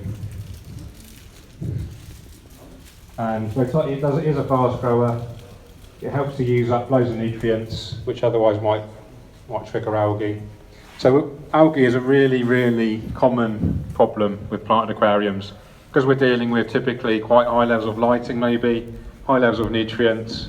That is a recipe for algae. So what we need to do is really kind of care for our plants, have enough plants there available, and by looking after those plants, having enough of them, making sure they're healthy to start with, we can really help minimise the chances of nuisance algae. So if you're lucky enough to live near this shop here, you're going to have access to really good quality plants all of the time. I'm not sure what the other German shops are like, or you might not be from Germany, but you might not be lucky enough to have a decent aquatic plant shop. But what I would do is develop a relationship with the shop staff, find out when that shop gets their new delivery of plants. Normally most shops have a new delivery of plants every week. Find out what day of the week they come in, and then get those plants as soon as you can, because they're going to be at their healthiest. Sorry. A lot of shops keep their plants in less than ideal conditions, and those plants sometimes, in the UK, I can't speak for your local shops, but certainly in the UK, a lot of the plants are kind of slowly dying in their tanks in the shop. So the quicker you get to them, the more likely you're going to get good quality plants. Okay, so I'm not going to use any more of the Rotala there. We're pretty much planted as much as we can. And now we're going on to, what have we got there, guys? Albedo brown. Yes. Beautiful. Yes, I'll start doing some of that. Okay. A lot of them. How much you need? Yeah, how many have we got? All those? Those? Yeah, 15 pots. Yeah, let's do them all. Let's cram it full of grips. Okay, if you just, what I do, guys, is just tear it halfway, like that. Is that okay? And what that does, it stimulates new root growth. So if you didn't see me earlier, tear the roots, so about 1 or 2 centimetres. What that does, it stimulates new root growth, and it also makes the planting process much easier. We've got loads of crypts, so what I'm going to do, I'm not actually going to split it up too much, and it will give us a really kind of grown-in look, which is kind of what we want for a display aquarium. So same again as before, just grab our crypts within our tweezers, our pincets, and then pop it in. And we can plant really densely because we've got loads of plants to use up, which is awesome. These are the Venditia and Undulata. Oh, what's this? Limnifera Floides. George? Yes. I would like to use the opportunity if you could speak quickly to the Facebook viewers and address to them, like if they have questions or so. Of course, yeah. So, hi guys, thanks for watching first of all. Real cool to be able to share, not just live with the guys in the audience here, but also to you guys at home. Let us know where you're watching from as well. Yours is behind the camera right now. He can share with us all where you're watching from, which is really cool. And if you do have any questions for me or Yuri's, I will read the questions, so guys, comment in the questions on Facebook or Yeah, Bruno, maybe Bruno is operating the YouTube channel. So yeah, somebody from Philippines is watching. Hey. Oh, Yusuke Hama from Japan. Hello, Yusuke Hama. Wow. Yeah, we just mentioned before that Yusuke Hama is coming to Germany next year. Awesome. Thank you for tuning in. So we've got Japan, we've got the Philippines, who else have we got? Let's go for who's the furthest away. I think Japan wins it at the moment. Yeah, California. Jason Garden from California. Yeah, we got Massachusetts, USA. Massachusetts, this is cool. Bangkok. Bangkok. Anyone from UK watching? No. Chicago. They're all too busy in the pub. Or moaning about the weather, or drinking tea. Singapore. From Sweden, Tommy. Sweden. Come on, George. They watched Yeah. the Premier League game. Yeah, they're watching the footy. Yeah. Thanks. Oh, you got somebody from Glasgow. Wow, that's awesome. Ireland, Scotland. So we have Tommy Festil from Aquascapers of Sweden. Cool. Yeah, we got a lot of people from Sweden here also. Shout out. So guys, those that are watching on Yuri's Facebook page, do us all a favour and share the video. Let's try and get it going viral. London, It'd be Norwich. awesome to, Who's from London? Yeah, we Awesome have to somebody get. from Vietnam, Vietnam. France, Terry Williams. Thanks Terry for- Williams from France. Hi Terry. Terry's a big follower of mine. Yeah, Terry's cool. You got quite a few from the UK after all. London, Chester, Norwich. Cool. So, oh, you got somebody from Moscow, Wow. That's Brovia. Paris, Alright. Finland, London. Portugal. Was my missus watching? Hi Emma. JP Gomez is watching from Portugal. So. Oh, hi JP. Somebody's watching from Barsbüttel, probably live in the audience. Sonja Falbusch. That's just being greedy. No, that's because we just keep getting in front of her, trying to record. Sorry. How dare me? Georgia, Bornor. Japan. So I'm planting the crick. This is the shortest part we've got today, so I'm deliberately planting this right at the front. This is going next to the stone. And actually, I didn't deliberately do this, but the colours are really kind of harmonising with each other now. So we've got the brown of the sand, the Mekong sand. We've got the brown and the reds of the fossilised woodstone, or whatever you want to call it. And we've got obviously the brown of the wood. So we've got a real kind of brown theme going on.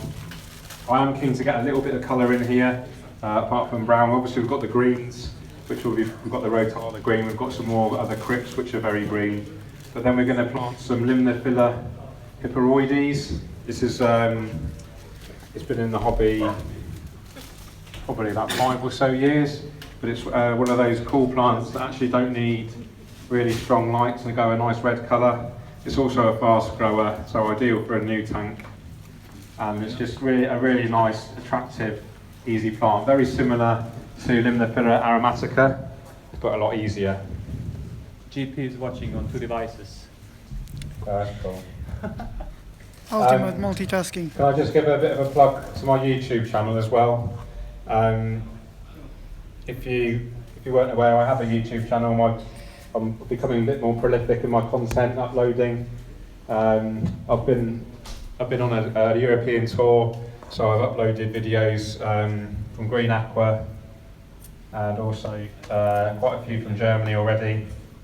This is on YouTube as well. Don't leave Yuri's Facebook stream because he'll get upset, but I will cry. but yeah, you can watch the YouTube video later on. It'll be a permanent video on my channel. So to find me on YouTube, really easy. Just type in George Farmer Aquarium or George Farmer Aquascape. Hit that subscribe button, and also if you hit the there's a little bell. I don't know if you guys know. Next to a subscribe button, there's a little bell. You hit that, and then you'll get automatically notified every time I post a new video. And at the moment, I'm doing two or three videos a week, all aquascaping content or aquarium content. So hopefully something for everyone. That's perfect. Thanks, guys. Cheers. Which one's this? Oh, this Willisi? Oh, Willisi Eye. Yeah, thank you. So this is ideal. This is going to grow a little bit taller than the Albedo Brown. So let's plant that just behind that to get this nice kind of sloping effect. So when we think about back to the triangular composition, we're starting off with a low level here and then gradually building up until we go for our tallest area here. So the rotala green is going to come up here, then I'll put some limnophylla, hyperoides around here, crypts all around here, and then we've got our last thing I'm going to add is the microsorum.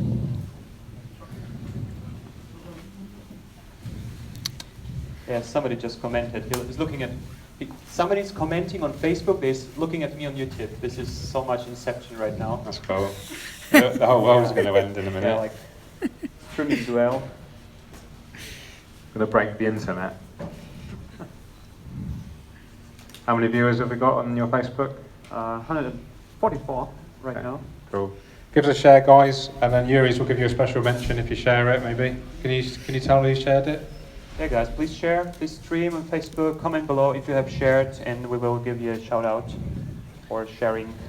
Don't you can forget- share multiple times, the more the better. You share it on your groups as well. I know a lot of you are on multiple aquarium groups. Share it to all those groups if you can. They're saying we need more European aquarium YouTubers. Yeah. Need more what, sorry? European aquarium YouTubers. Yeah, there's not many in the UK, especially on aquascaping. I think there's only...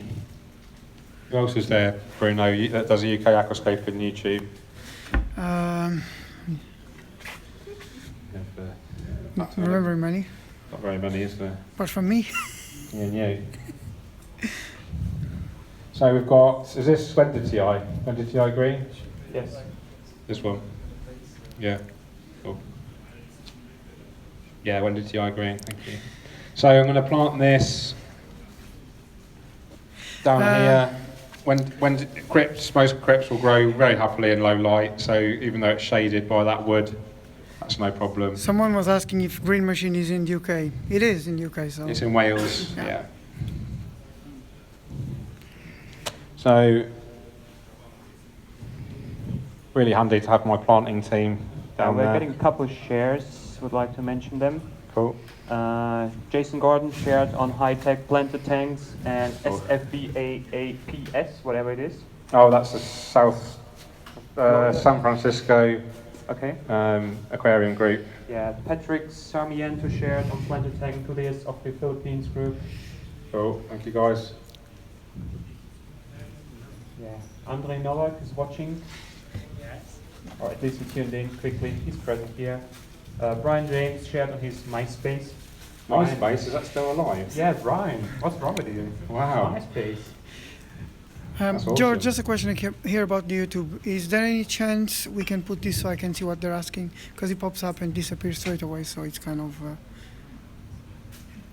Greetings from Texas, You USA. just have to do that, Oh, okay. yeah. Because there was some questions here. Yeah, guys that are watching my YouTube, if you want to ask any questions, hopefully Bruno will be able to find out what they are. Craig 306 is asking George, how's the eye? I think he's referring to the... When Joey beat me up? Yeah. Yeah.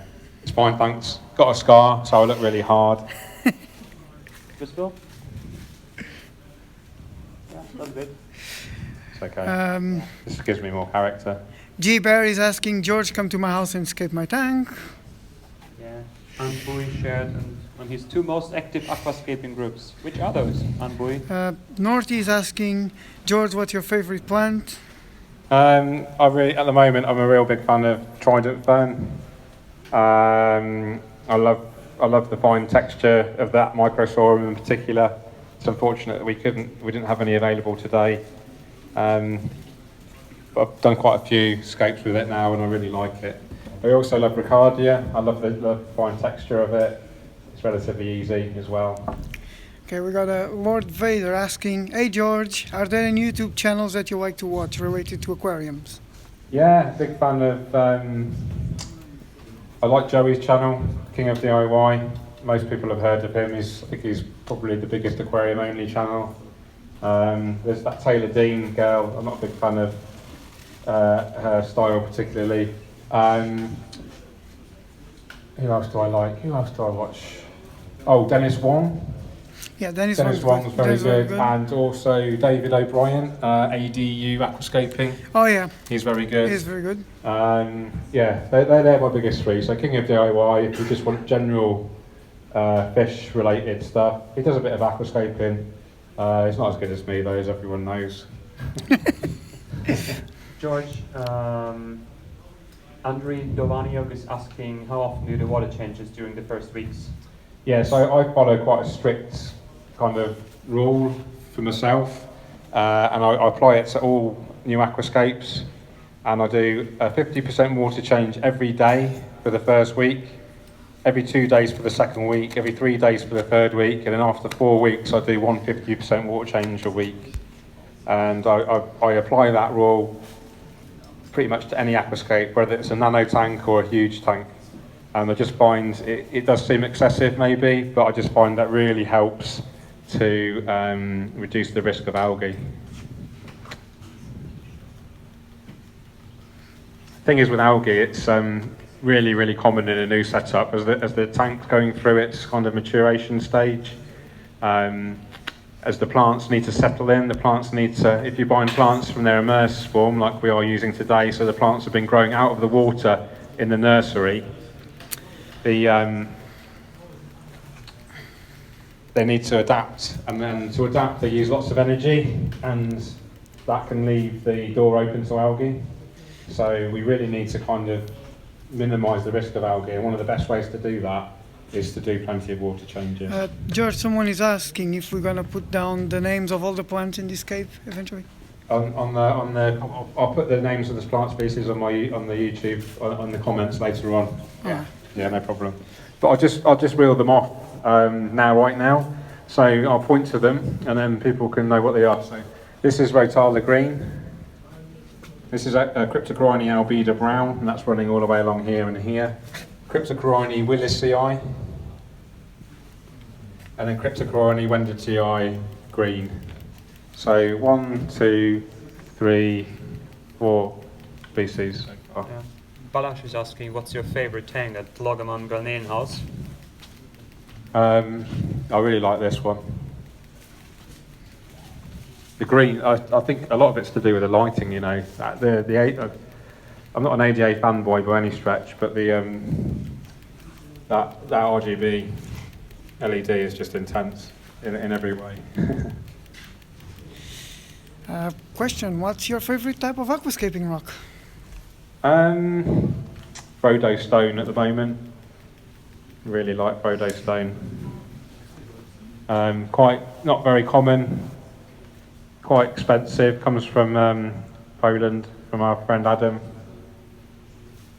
But it's just full of character and just beautiful. Okay, now I'm going to hit them the filler.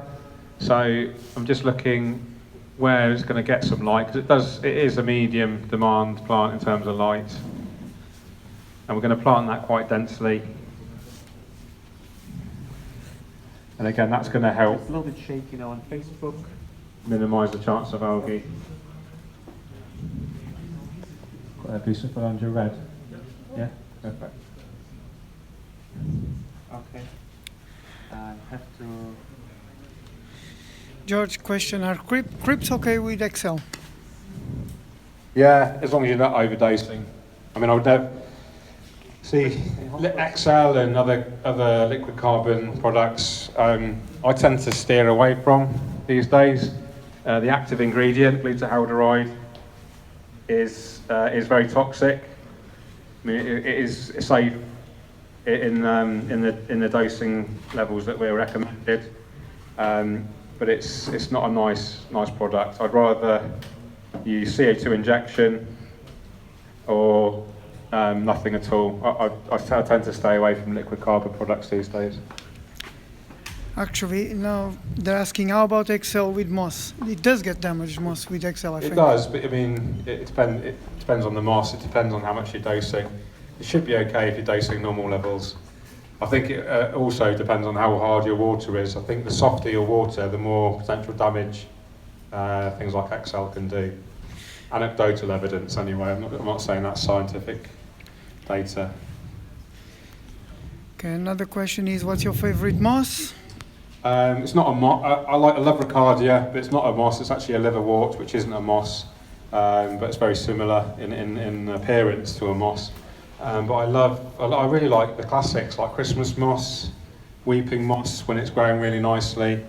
I actually like to see moss in quite a high energy setup with lots of light because it grows really compact.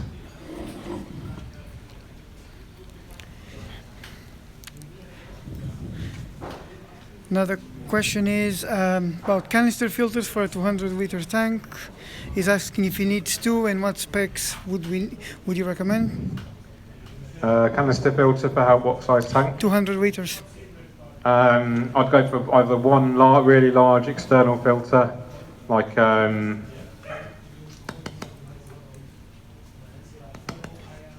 that clicking noise? It's really nice.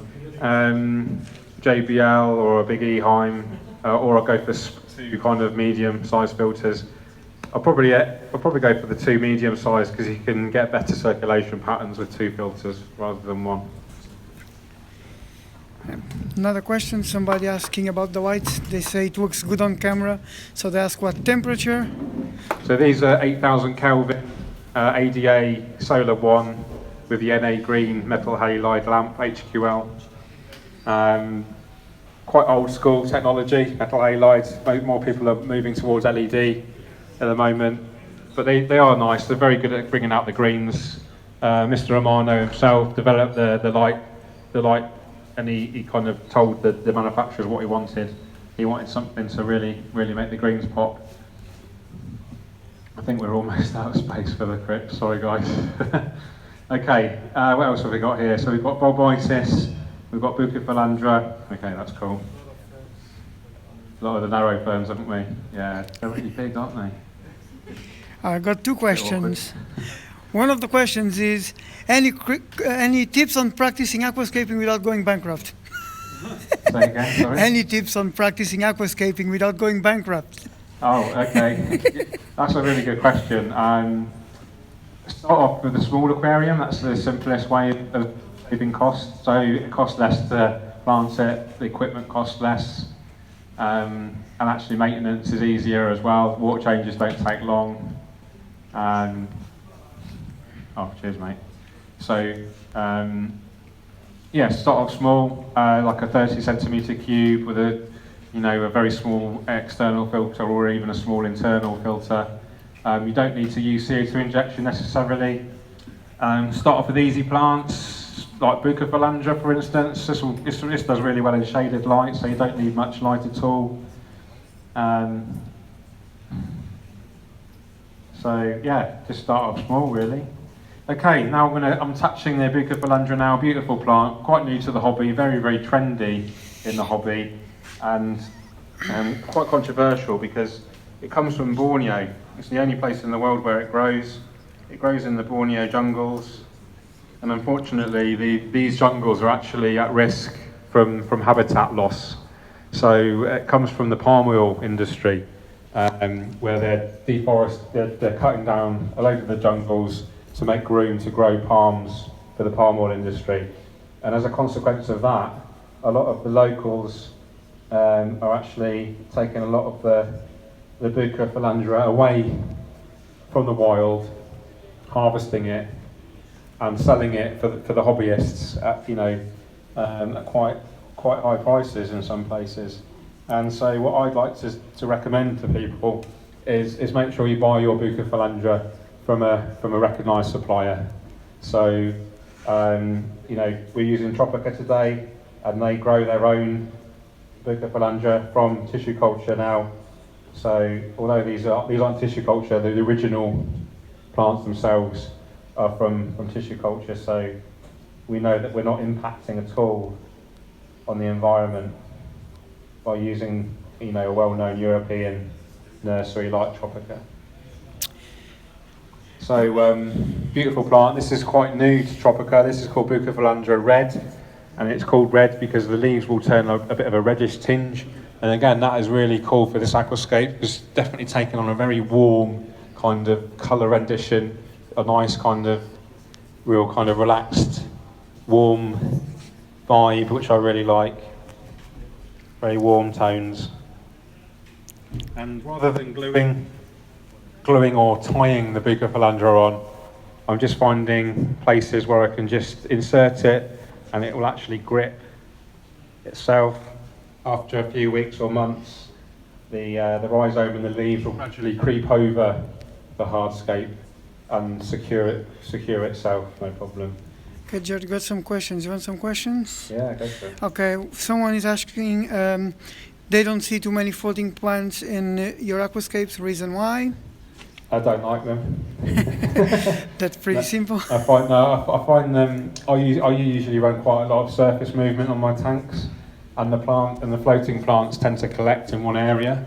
And so if you've got like a collection of these floating plants, say here, everything underneath those floating plants is shaded, so you're not going to get very good plant growth there. So that's the main reason. I have done a number of aquascapes with floating plants, especially sort of biotope setups where, you know, the shade is actually welcomed.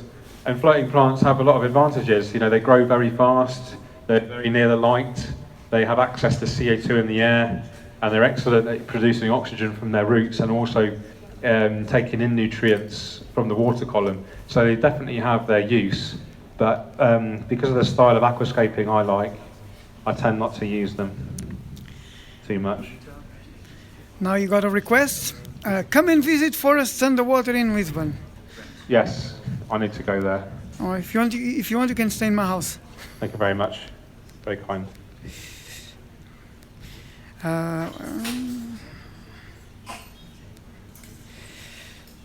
Some good low light red plants that don't need CO2. Red plants that don't need CO2. Ludwigia palustris is a classic. That's also available from Tropica. And it's one of the few plants that will remain red even with relatively low light and no CO2 injection. Altananthera is another one that you could potentially grow without CO2. And that's, it's a plant that's actually designed to be red rather than inducing a red pigment. A lot of plants that are red, you kind of turn red through highlighting, nutrient control, etc. But no, I'd recommend, Ludwigia palustris is probably one of the... Or a lily, if you've got a large tank, maybe a Nymphia species, a tropical lily, they go red really well without CO2. Another question, somebody asked about the design reasons for the big rock on top of the wood. To stop the wood from floating. That's easy. Video is less clear than on YouTube. Probably George is using a newer model of the iPhone. This is still the 6S. Mine's a 7. Yes. Yeah. Next week I will upgrade. You've got Yuri's is getting an iPhone 10 because he's super posh. And super rich he must be as well. Yeah, spend my last money on it. Yeah, no. nothing to eat in December, but... No, but I've got a nice phone. Okay, we're ready to plant our Bobitis. I love this plant. Looks really different. It's grown in its immersed form again, so it will change, and the leaves will become a lot sort of darker green and translucent. But still an attractive plant right now. So my classic technique for attaching Bobitis is find a hole and poke it in. You can use fishing line or super glue. God, this is really annoying.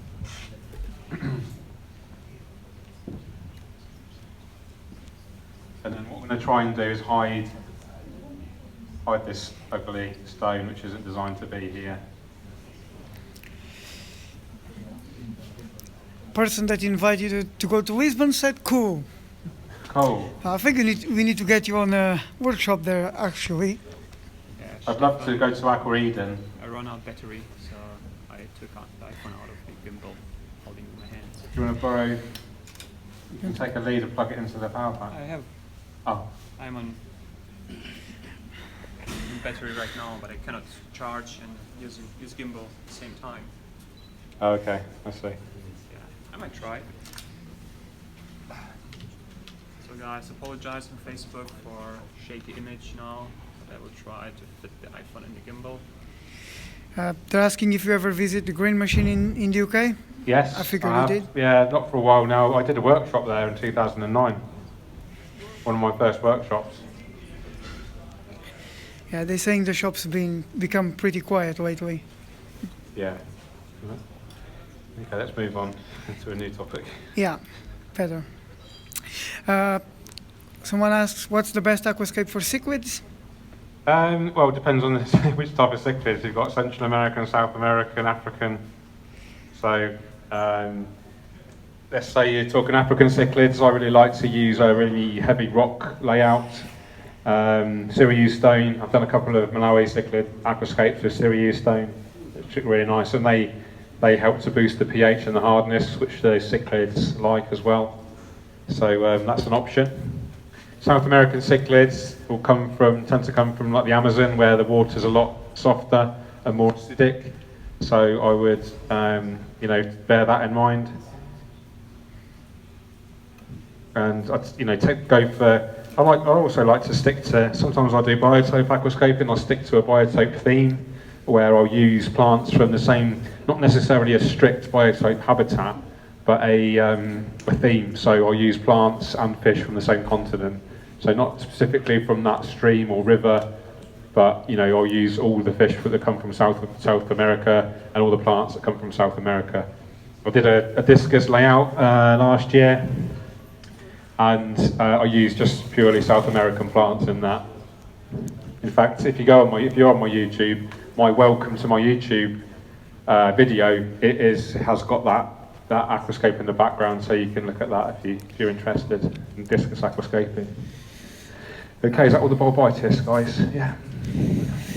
Yeah, perfect. Yeah, that's cool. That's perfect. Okay, so we're ready for our final plant. George, you got a question about the yogurt method for moss. I know you're a specialist on it. Yogurt method with moss. Yeah. George. Say again. Do that again. Santa Claus is coming. Oliver Knott style. Yeah. George the green beard. New mascot design is coming. Okay, so real top tip with Microsorum species, very, very prone to drying out. So that's one of the reasons I put them in last.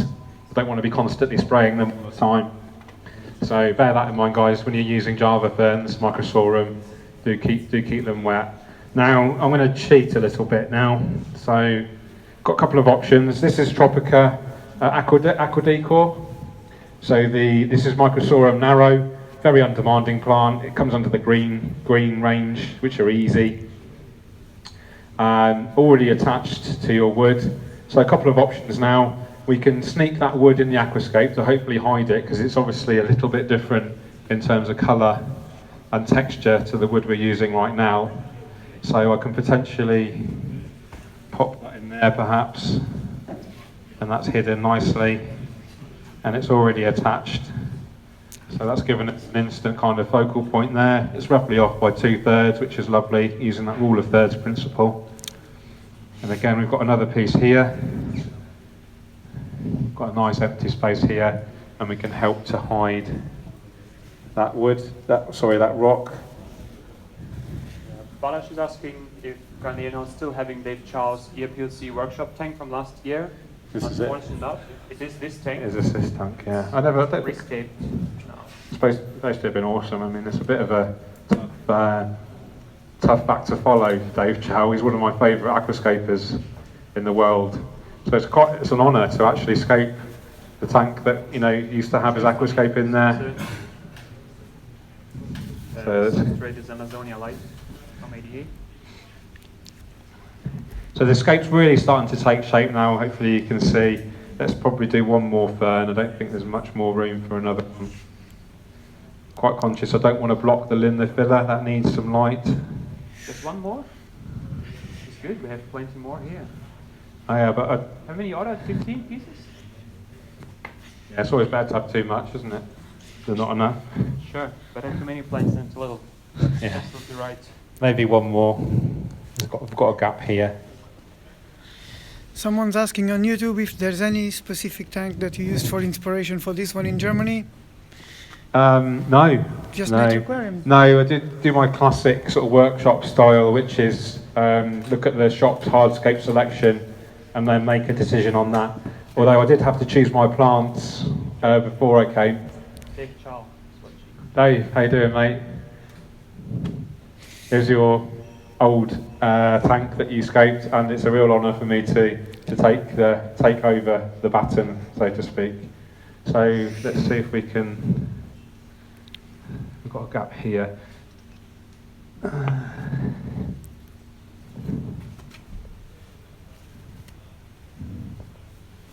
Right. Maybe there's an idea. Trim off the leaves. What I'm going to do is just, it comes off the wood quite easily, and then you've got a nice specimen there, and then that you can just use that for another aquascape maybe. And then I'm just going to kind of insert this fern in this gap here.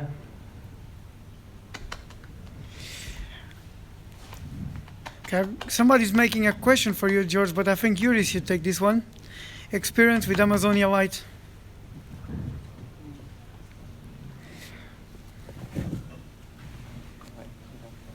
Okay, we're planted. Yeah, Finished. finished planting. Finished planting. Yeah. Woo!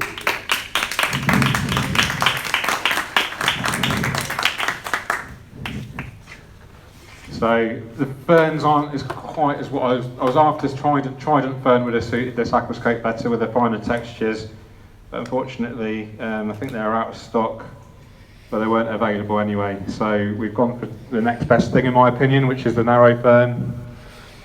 It's a fairly large tank, 120 centimetre, so you can get away with this kind of larger texture in my opinion. But I'm quite pleased with it. Judge, now that the layout is complete, oops, maybe we can go through once again, like all the details, all the plans, sure. Yeah. like to finalize it. Of course. Yeah. Okay, so let's summarise what I've done. So we talked about the equipment itself, ADA Solar 1, NA green lamps, metal halide, really good for growing plants, really good for plant growth, but really great for making the greens pop in an aquascape. And the actual bulbs were kind of designed by Amano. He wanted this 8,000 Kelvin, which is really good for green. Talked about the benefits of rimless tanks, really easy to maintain. You have a new sense of depth. You can see into the tank rather than having an ugly hood in the way. We talked about low iron glass, clear silicon, and just this minimalist approach to the equipment. We want to be looking at the aquascape itself and not the equipment if we can help. And that's why we use the glass lily pipes, the glass inlet there and a glass outlet, so it presents as little distraction on the tank as possible. Then we talked about the Nature Aquarium principle.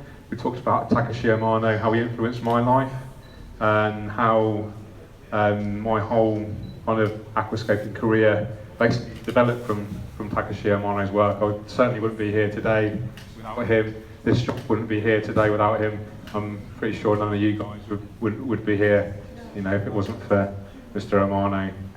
And then we talked about this as kind of a little bit of a nod to Mr. Amano. It is a classic Nature Aquarium style, maybe not something he would create himself, nowhere near as good as what he could create, but definitely you can see hopefully the influence in my work through his work.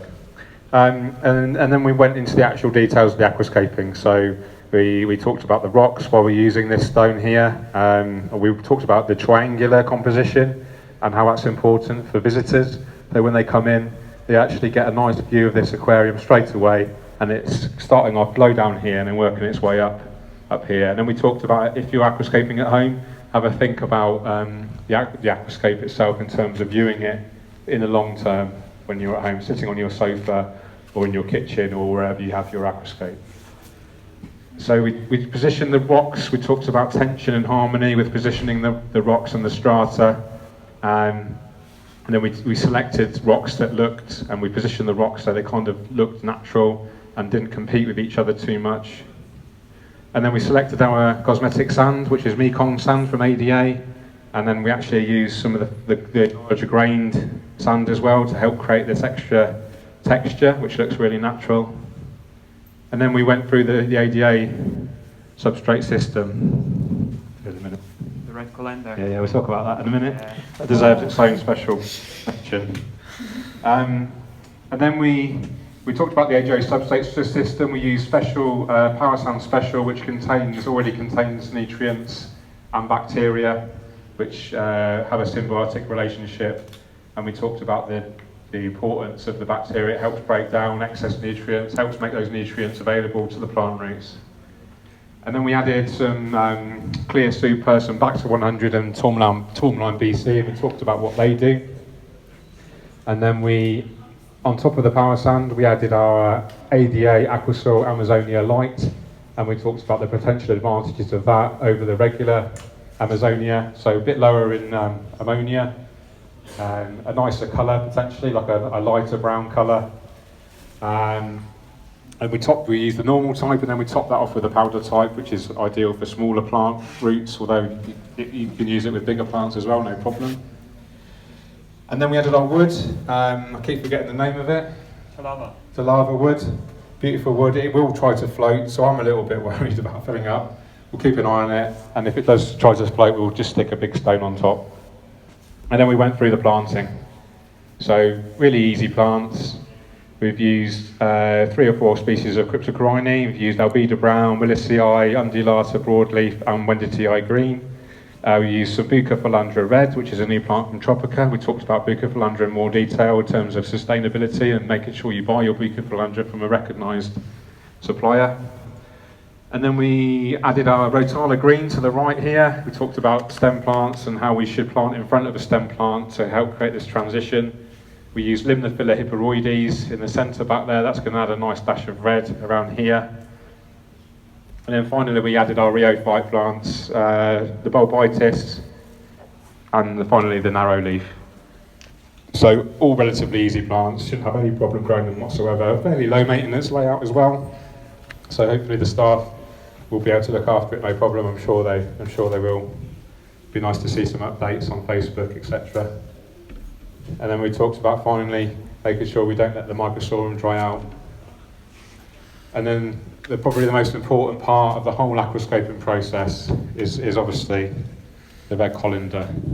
So this has been with me for 15 years, since day one of aquascaping. I've always filled up my aquascapes with this. It's been around the whole world with me. It's been to America, all around Europe, obviously all around the UK. I do all my water changes at home with it in my home tanks. I maintain clients' tanks with it. So yeah, this has had literally millions of litres of water through it. So I've got an emotional attachment.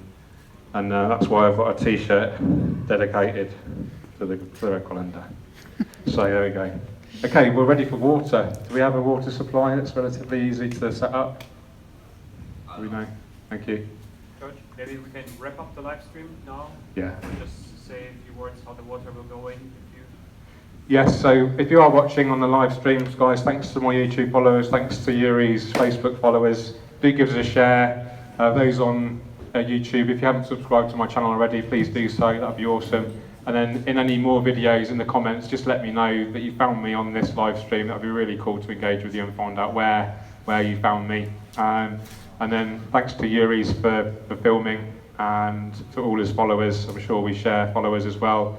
And give us a share if you haven't already. Let's try and get this video spread around the world and spread the aquascaping love and all our mutual affection for Mr. Romano. So thanks for watching. Keep on scaping.